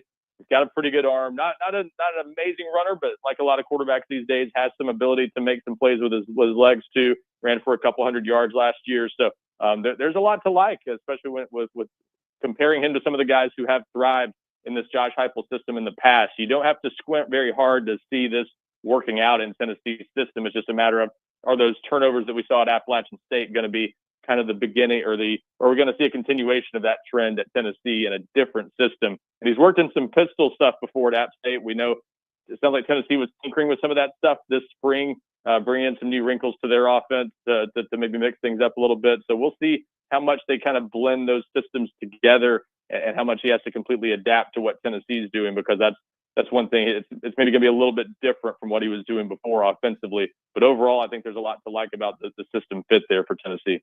Ryan Callahan from GoVols 24/7 joining us on the Neighbors Wealth Management Hotline. Ryan, Tennessee football, not the only one busy trying to retool a roster. Rick Barnes has quietly and nicely brought in some new pieces for that basketball roster. Absolutely. The most recent being Nate Ament, the 5-star forward, one of the top players in the country, the highest ranked commitment Tennessee has landed in program history, which obviously, the recruiting rankings don't go back to the days of Bernard King and Allen Houston. They've had some other big names that might have been a factor in those discussions if we were talking about those being around for 50 years. But regardless, still pretty impressive to have that added to this class. And they've been looking in the transfer portal for guys who could replace a lot of what they lost last year. 6 seniors on this past season's team. So a lot to replace there, a lot of production to replace. And you have to be pretty impressed with what they've done so far. Now, Nate Ament is a really interesting addition here, because we've sort of seen this at Kentucky a lot over the years. Some of these guys that are the one and done types, and he probably projects as one if you had to guess right now. But he's a 6'9", wing essentially that's going to play a lot as a small forward, but can maybe play inside a little bit. But he's a lean, lanky guy. He's still sort of, I think, growing into his body a little bit. He's still figuring it out, but has some really nice shooting touch from mid range, and a lot to like about his game. It's going to give him a lot of versatility, and you can't help but be excited about his potential for the NBA down the road. But he's one of these guys who's a one and done. That are you going to get everything out of him in this, if it's just 1 year, especially that he's capable of doing in the future, or are you going to get a very unfinished product that's not going to maybe make him worth the trouble? Because obviously you're talking about a pretty highly visible recruitment. You're assuming there's a pretty big NIL figure attached to that. When it comes to the transfer portal versus a guy like this, sometimes the portal is the more the better option, the more reliable option, at least, because you don't know always what you're going to get out of a high school guy like this. That's still a very unfinished product. So really high ceiling here, really good long-term potential, but does this project as a first-team All-SEC type guy at Tennessee next year, or are you going to get a guy who averages 11, 12 points a game and maybe isn't quite the star that he's going to be in the future potentially? So this is a really interesting addition, but I think some variability here in terms of what Tennessee gets out of a really long, talented guy like Nate Ament. Yeah, and anytime you out-recruit Duke, though, I mean, I know Nate Ament was Duke was heavily involved there, and I guess Tennessee and Duke were the final two, but got to give Rick Barnes a lot of credit. And if this guy is a Brandon Miller type impact guy, woof, I mean, if that happened, then it would be unbelievable for Tennessee. Well, we appreciate it, Ryan, and all the intel as always. Great stuff. Let everybody know how to follow you over at GoVols 24/7. Yeah, lots to check out on the side. Obviously, a lot going on. Tennessee's still in the transfer portal looking for more help in both men's basketball and football and women's basketball for that matter. They've continued to add to their roster with Kim Caldwell. So got that all covered for you and much more at GoVols247.com. And you can sign up for 50% off your first year right now. It's a great time to check out the site. Thanks, Ryan. Thank you, guys. All right, let's get a break in. When we come back, Major League Baseball conversation. The Atlanta Braves can't catch a break. You're listening to Talkin' Ball on 97.7 ESPN, The Zone. Got a slow ride just about any direction you're headed this morning. They were waiting on a trooper, Winchester and Shields, and no injury. 431 and Wade Road reported with injury, but they canceled Himsey. At I-65 northbound at 565, that's the 340. 65 southbound at the 365 in Limestone County. That's where they had that overturned vehicle. We had eastbound Shields and Jordan, had eastbound 565 at Greenbrier Parkway. All those have been big problem areas. Have you tried numerous weight loss plans and nothing seems to work? Your hormones could be the problem. Find out with a free quiz at 2030huntsville.com. Captain Nick in the Valley Skywatch Traffic Center. It's laundry season at Owen Home Appliance Center. Tired of that washer walking out the door and having to dry a load 2 or 3 times? It's time for a new washer and dryer. Pick from brands like Maytag, GE, Whirlpool, Electrolux, and of course, Speed Queen. Try the new 2-in-1 GE Profile that washes and dries a load all in one machine. Visit the interactive location in Lacey Springs where you can try the washers and dryers before you buy them. Owen Home Appliance Center. Quality products, quality pricing, quality service. It's in the name, Owen Home Appliance Center. Tom Abraham back from my friend Ross Roberts at Valley Equipment Rental. It's springtime, so let's get that garden tilled with a tiller from Valley Equipment. And while you're at it, snag a power washer for the house and the driveway. And if you're putting in a sprinkler system, they have the small trencher that you need. And you can even rent a Skag zero-turn mower and much more to get your property in shape. Valley Equipment, not just for the contractor, but the homeowner as well. 2 locations on the North and South Parkway. Valley Equipment Rental. Learn more at valleyequipmentrents.com. Carrabba's Italian Grill is the best place to enjoy authentic Italian cuisine, passed down from our founders' family recipes. Featuring a wood-burning grill, you can enjoy Carrabba's signature dishes, including chicken brine, wood-fired grilled steak and chops, and classic Italian pasta dishes. Have a special event? Elevate your catering with Carrabba's Catering, the perfect way to enjoy large party portions of your favorite hand-prepared dishes for any event. Carrabba's Italian Grill at Parkway Place, Huntsville. You've got to experience Toyotathon at Bill Penny Toyota. They've got the selection with over 700 new Toyotas to choose from. And they've got the extras with Bill Penny perks and a 10-year unlimited warranty. So get on over to Bill Penny Toyota today and experience Toyotathon. Bill Penny Toyota in Huntsville and online at BillPennyToyota.com. Bill Penny's Toyota 10-year unlimited warranty is valid through the 10th year of ownership. Valid on new vehicles only. See dealer for details. Mike Rowe here with a quick question. Have you noticed cracks in your drywall, chimney, or exterior walls? I hope not, because if you have, they could be indications that you've got a much bigger problem with your foundation. That's where AFS comes in, a groundworks company. They can honestly assess your situation and create a plan to stabilize your foundation. Schedule your free inspection at afsrepair.com/row. And while you're there, check out my latest dirty job. It's a good one. Licensed in all states where work is performed. See website for details. Online at 977ESPN.com. Stream them online. Call in. It's an important job, and it's an important organization. Tweet in. and join in. We are 97.7 ESPN The Zone.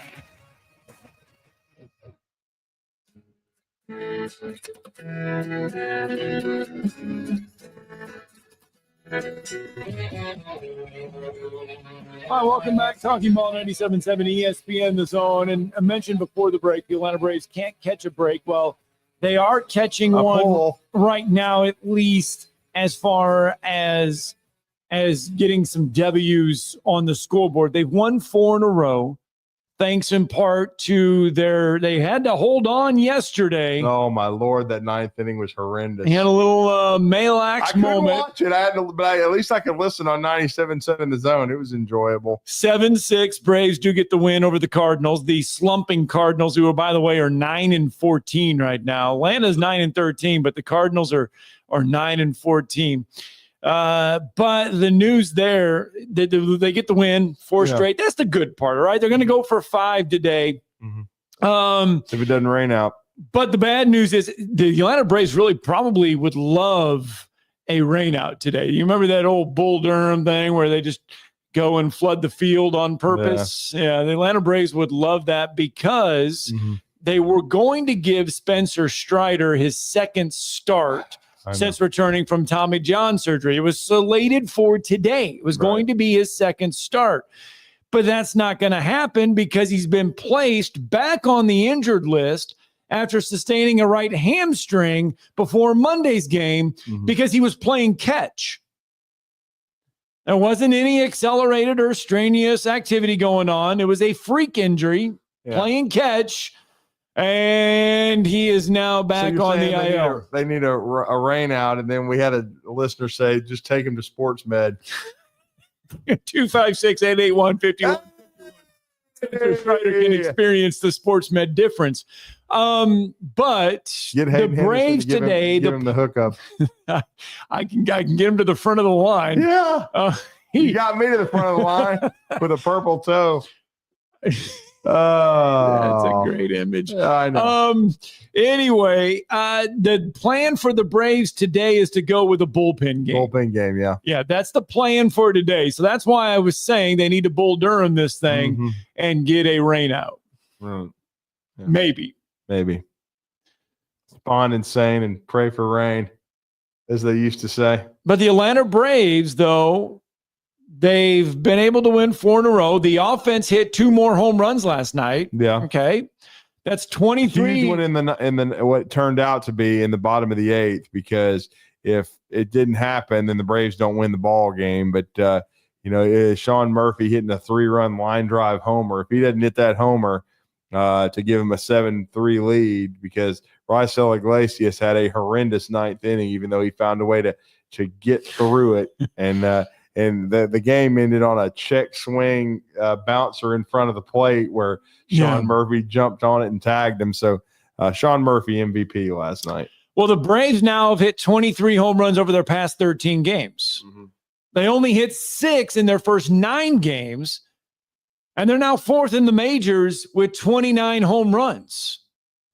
So, and Austin Riley loves him some St. Louis pitching. Hit his 6th homer yesterday, his 7th in the past 12 games against the Cardinals, and his 10th career long ball against St. Louis. So Austin Riley loving, or I should say, love. Oh, my God. Here we go with this. I was asked Strawberry. I was asked yesterday about that on the course. Someone said, hey, love those Talent heating and air spots. Oh, my God. And I said, you mean you love those Talent Here we go.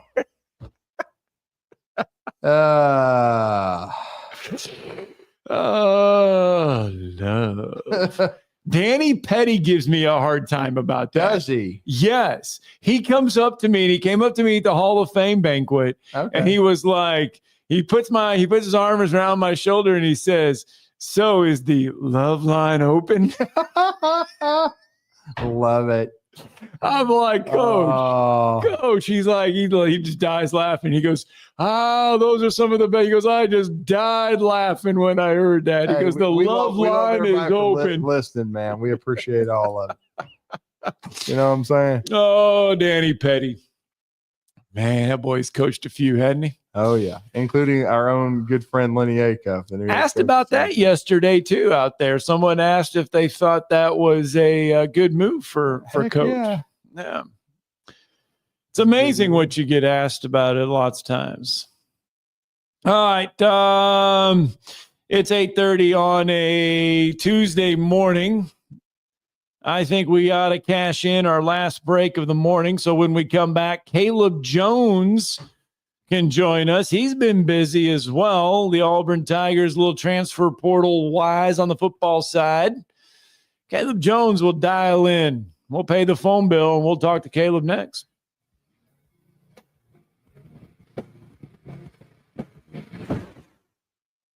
You're listening to Talkin' Ball on 97.7 ESPN, The Zone.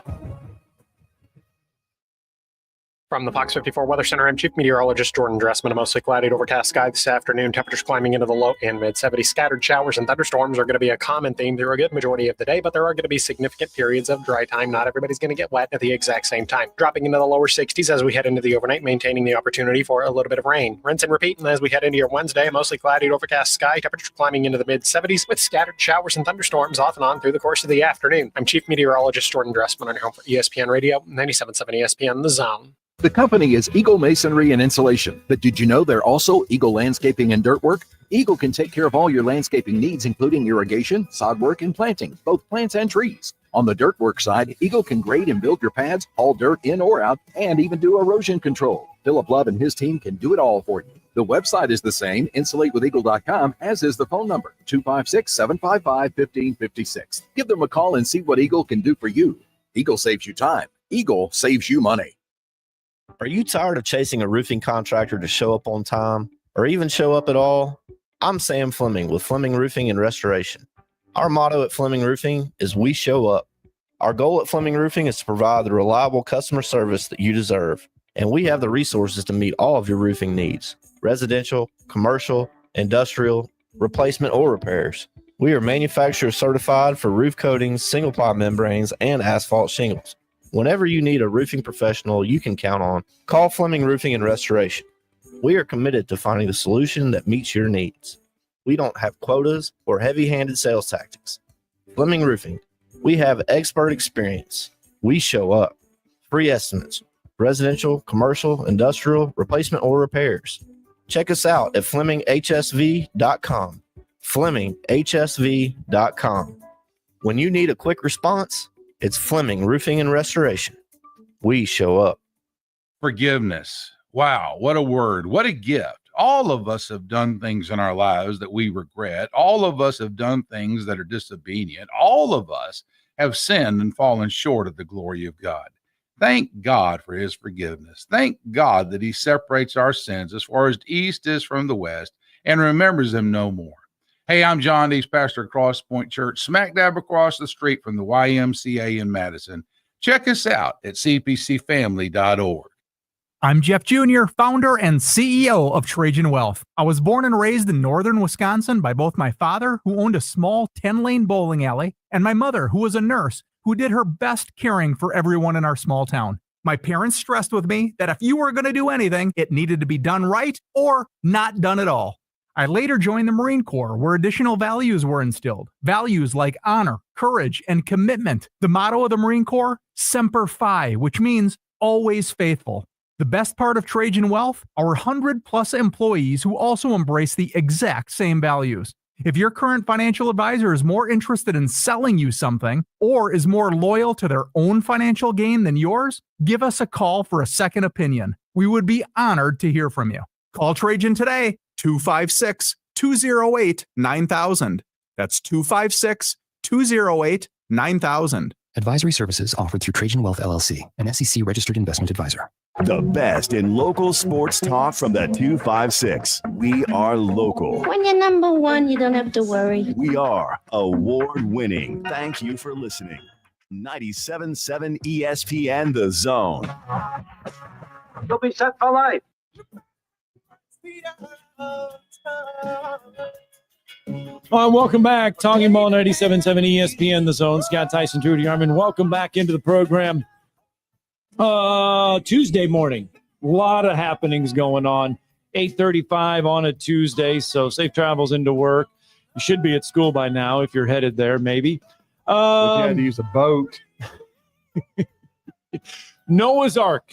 You know what? We can parlay that into our next thing because Noah's Ark, two of everything, right? Yeah. Well, Hugh Freeze has said over and over that when he got to Auburn, it was going to take, he felt like 3 to 4 recruiting classes for him to get two of everything, to fill this roster up, to make it what it's supposed to be, to get it in there. Now, he says it's not there yet. It's close, but the expectations are that he has got to start using what he's gotten to translate that into wins, to parlay that into wins, I should say. Yeah, and we're going to talk some Auburn football recruiting, both the portal, and of course they recently had Big Cat weekend, and they're getting it cranked up for the 2026 cycle. But our next guest covers Auburn football recruiting exclusively for AuburnSports.com, part of the Rivals Network. It's always great to catch up with Caleb Jones, and he's been kind enough to join us this morning. Caleb, good morning. You're with Drew and Scott.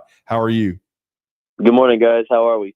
We're doing well. Good. Now, I will say it did catch me a little off guard because I know they've moved Big Cat weekend around some, and it seemed as though this year is as early as I can ever remember it taking place. But your overall, let's get a quick overview of that. How successful was Big Cat for Hugh Freeze and this Auburn staff to get the 2026 cycle kind of kicked off?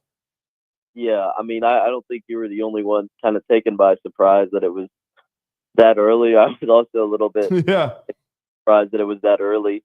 But this was not like traditional, Big Cats of the past where, in the past you're going to see a ton of guys on campus. You're going to see a bunch of commitments pop up and things of that nature. But due to the NCAA recruiting calendar, there was not an available weekend in July or August where you could actually host recruits on campus. So they had to figure something out. And of course, you don't want to do it in June because you're busy with official visits. You can't really do it in May either because of that same reason. And a lot of these kids have spring ball. So I think April 5th is the date they set it on for this kind of new look Big Cat, to where it was not like the Big Cats of that previous. It was a little bit of a smaller crowd, and that's all right, because what Auburn had kind of done all spring is every single weekend for 4 weekends in a row, especially, they had a really good crowd. It wasn't a huge crowd of recruits, but it was a really good group of guys there every single weekend, and I think that gives the staff a little bit more time to spend one-on-one with some of these guys, and that's important. So I think the guys that they got there for Big Cat, I mean, they had a bunch of guys there, a lot of priority guys. I think overall it was a really good day for Auburn. They did get one commitment from a 4-star offensive lineman, Parker Pritchett, out of Columbus, Georgia. I think that's something that, at least at AuburnSports.com, we kind of had seen coming. Auburn had really been working and making him a priority. So they got him on board. But kind of going back to the timing of it, is a lot of these guys still have their official visits left to take. So I think that's why you didn't see maybe as many commitments as some people had hoped. And Hugh Freeze, coming out of spring, said, hey, look, when I got here, this roster was bad. It was in bad shape, and he feels like he's turning that corner. He's getting where it wants to be. How close in your eyes do you think Auburn is as far as recruiting classes to turning that corner fully? Yeah, when he took over, the roster had a lot of places where you needed to improve, and it was not a competitive roster in the SEC. And it's like you mentioned earlier, Hugh Freeze has always talked about, hey, it's important to stack classes, right? You gotta bring in a bunch of really good recruiting classes on top of each other. And I think this fall, I've talked to some staff members, and I think that they'll agree that this fall, this roster is probably the most talented roster, the first, I guess, true look roster where you've actually got a couple of classes. stacked. I mean, yes, the staff was, I guess responsible for the 23 class, but I mean, that wasn't a full cycle. They were able to pull some guys like Keldrick Falk, Kayan Lee, Connor Liu, all of which are, starting and playing a lot and being really productive for Auburn. But that 2024 class was kind of that first class where they had the full cycle to, get in, get recruiting. And they still felt a little bit behind there because, the Georgias and the Alabamas are typically recruiting these kids for 2+ years. And then the 25 classes is another cycle where they were able to really build those relationships, build a strong foundation. And now that 25 class is here, you're starting to see it. And I think this is the most talented roster Auburn's had in quite some time, and certainly in the last 5 years.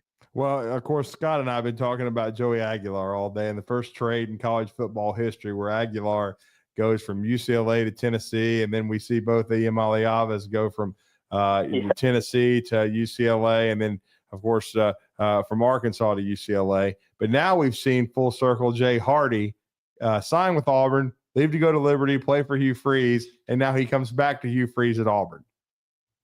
Yeah, the world is just it's a crazy world of college football now. But I mean, this is I think for Jay Hardy, somebody like Jay Hardy, it's a really good opportunity. It's a really good full circle moment. This is somebody that signed in 2020. Yeah, with all back in COVID. Wow.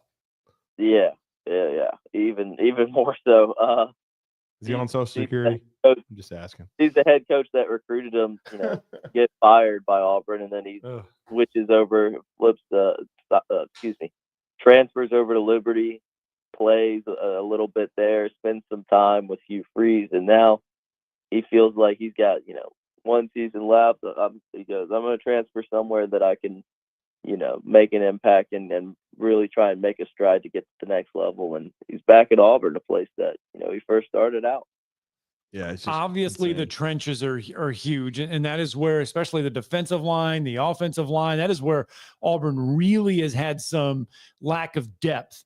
Now the other day that they got a Florida A&M defensive lineman. They got James Ash out of the portal. Mm-hmm. What other kind of is this a spot still where they're looking at trying to add along both trenches?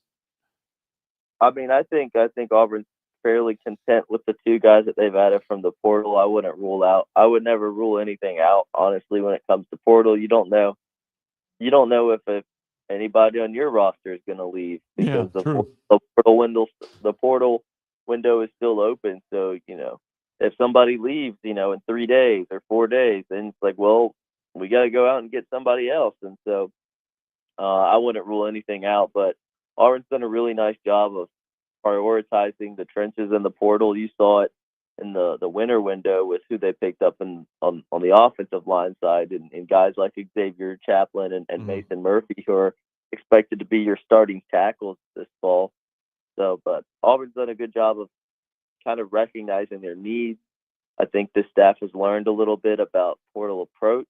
Will Redmond has done a great job as kind of the guy there, figuring out how to attack it. As I think, in years past, Auburn was trying to get the last visit with some of these portal guys, and a lot of them had gone on their first or second visit and then committed pretty soon after. So I think Auburn's done a nice job of finding out, identifying who they want, who's in the portal, getting them on campus as soon as possible, and essentially trying to not let them leave. Mm-hmm. And then I know they're super excited about Eric Singleton. I saw him play for Georgia Tech last year. Keandre Lambert-Smith was a huge hit, and quite frankly, I'm surprised his draft stock isn't higher after watching him play on the field for Auburn. But Singleton looks like, of course, they've got Coleman, they've got Perry Thompson, they've got Malcolm Simmons, that freshman class that'll be sophomores. But Singleton looks like he's going to be one of their primary weapons. Yeah, he adds a whole new aspect to that receiver room. He is quick. He is very fast. He's very fast. He can get open, and I mean, if you have him along with the guys that you just mentioned in the wide receiver room. Plus, they added Horatio Fields, who's looked really good through spring ball. They got true freshman Sam Turner's looking the part. I mean, this is a wide receiver room that can just rotate guys in and out, and that's something you haven't seen in a little bit in Auburn. Is just a wide receiver room where next guy up is either just as good or just right there with the guy that they're subbing in for. Mm-hmm. What should Auburn fans think of the quarterback spot? Obviously, Jackson Arnold comes in, high profile name, doesn't kind of work out at Oklahoma, looking for that fresh start. But Auburn's got some young faces in that locker room as well. Is this going to be a quarterback battle, do you think, coming into the fall? I mean, I think anytime you have a completely new quarterback room, I think it is a battle. I mean, obviously, you have three really talented guys that Auburn really likes. You completely changed what the room looks like. You got Jackson Arnold, Ashton Daniels is going to be here soon, and you got true freshman Deuce Knight. I mean, Jackson's played at Oklahoma. Ashton's got plenty of experience playing for Stanford, and Deuce Knight has looked the part as he's lived up to, I think, a lot of what the hype was about this guy's a 5-star, and then he goes and shows it in spring ball. He's got a really good ball. I think it will be a battle. I mean, I think obviously, like, this staff, they need to win this fall, so they're gonna find out. They're gonna analyze who gives them that best opportunity to win some games. But I do think, this is just my opinion, I do think the pecking order is going to end up kind of being, Jackson Arnold to be the starter for Auburn. I think a lot of people kind of feel that way, that it's Arnold's job to lose.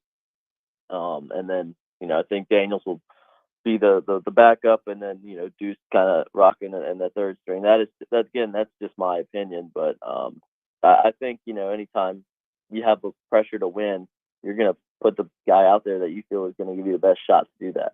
Well, and one guy I've got to ask you, because he was we've hit on James Ash coming in from Florida A&M, but I know it was a big deal. Where do they see Caleb Wheatland fitting in? Because I know they wanted a thumper in the middle at linebacker. Yeah, he's going to be that middle linebacker spot that they needed a little bit more of some experience there. They needed somebody that's played a good bit. Caleb Wheaton fills that role. They've really, they added another piece to that defense that, you felt fairly good about the guys at cornerback, and with the young guys you have at safety, you felt good there. You felt like maybe your one spot that you could definitely improve on the defense was linebacker. They went out, they got a really good transfer player that's played a lot of snaps, has a lot of experience. Mm-hmm. Yeah, I think he can definitely make an impact because I know Hugh Freeze, I think that was one of the, after spring practice, that was one of the areas of need that they had identified, no question about it. Now, I guess final question. As you said, that you're never going to stop looking in the portal. And of course, anybody can. I know they've lost some defensive backs, that have left the program. Is there still a definitive need, or does Auburn feel pretty good about where they stand right now, as the portal will close soon? I mean, as of right now, I don't think there's a definitive, absolute must-go-get position. I think there are some positions that if there's a guy out there that you'd like to go get him. Maybe at tight end, if there's a guy at tight end that you feel like can really help this program, you would love to go get them. But I mean, pretty much the guys that they've identified, the guys they've gotten 3. Is that right? Did I count correct? They've got 3. Yeah, they've gotten 3 transfers. I think they're eyeing a 4th. They'd like to add the Tulane DB. I saw that. I mean, if you get all 4 of those guys in the boat, I think you feel pretty good about the spring portal window. The spring portal window. Of course, Rayshawn Pleasant, the Tulane DB, still looking to visit Ole Miss. USC is also kind of in the mix there, so we'll see how that shakes out. But I think Auburn's done well this spring window. Well, good stuff. I know that's I've been taking a lot of your attention right now. I know you also cover women's basketball. They've undergone a change. I know softball. You cover a lot of athletics on the women's side for auburnsports.com. But let everybody know how to follow you and your continuous recruiting coverage and your coverage of Auburn athletics, Caleb. Yeah, absolutely. We're, like you said, auburnsports.com. That's where you can find all of my recruiting content, softball, women's basketball. We've also got a great staff that gives you full coverage of anything Auburn baseball related, anything Auburn basketball related. We've got one of the greatest message boards of all time out there, The Bunker. Just really good stuff, really good people out there. You can also find me on Twitter at CalebJ_rivals. And yeah, thanks for having me on, guys. Thank you, Caleb. Thanks, Caleb. Appreciate you. Let's get a break in. Your tomorrow's headline is going to wrap us all up next.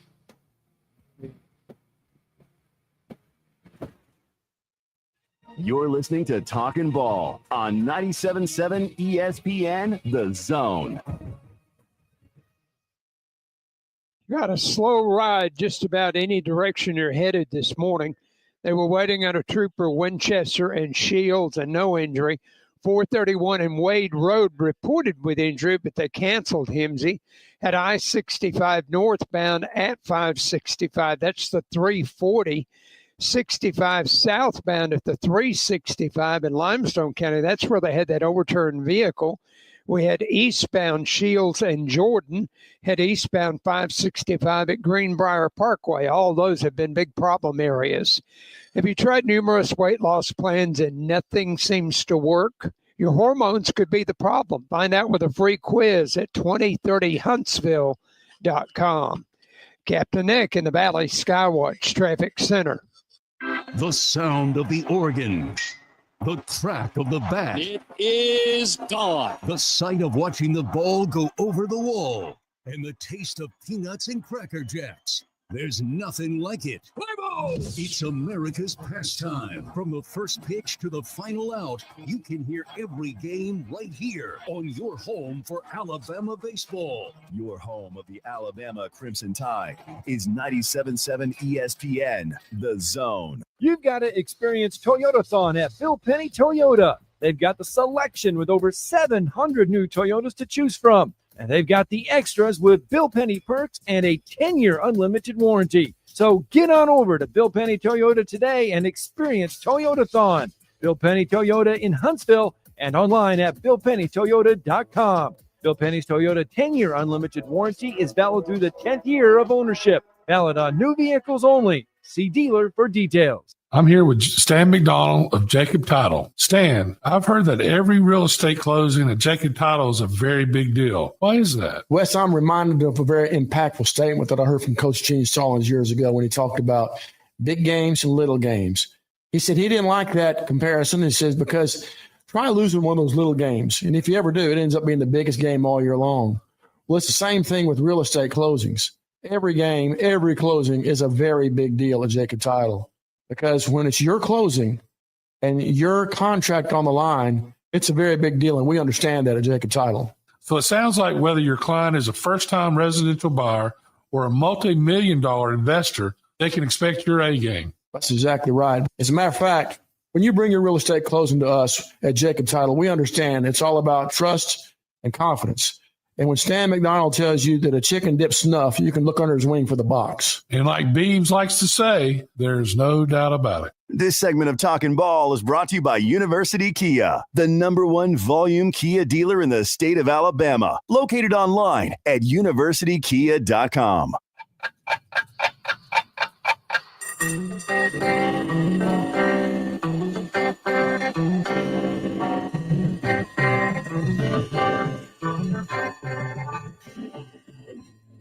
It's time for tomorrow's headlines today with Scott Tyson and Drew DeArmond on 97.7 ESPN The Zone. All right, the countdown is continuing. 58 hours, 6 minutes, and 9 seconds until the start of the draft. Did you know that the Titans are going to make a colossal mistake? Yes. This is the first NFL draft in Wisconsin in more than 85 years. I think it's cool, man. Since 1940, the NFL draft is the last NFL draft held in Wisconsin was December 9th, 1939, the night before the NFL championship game in 1939. You know what 1939 is too? Think about it.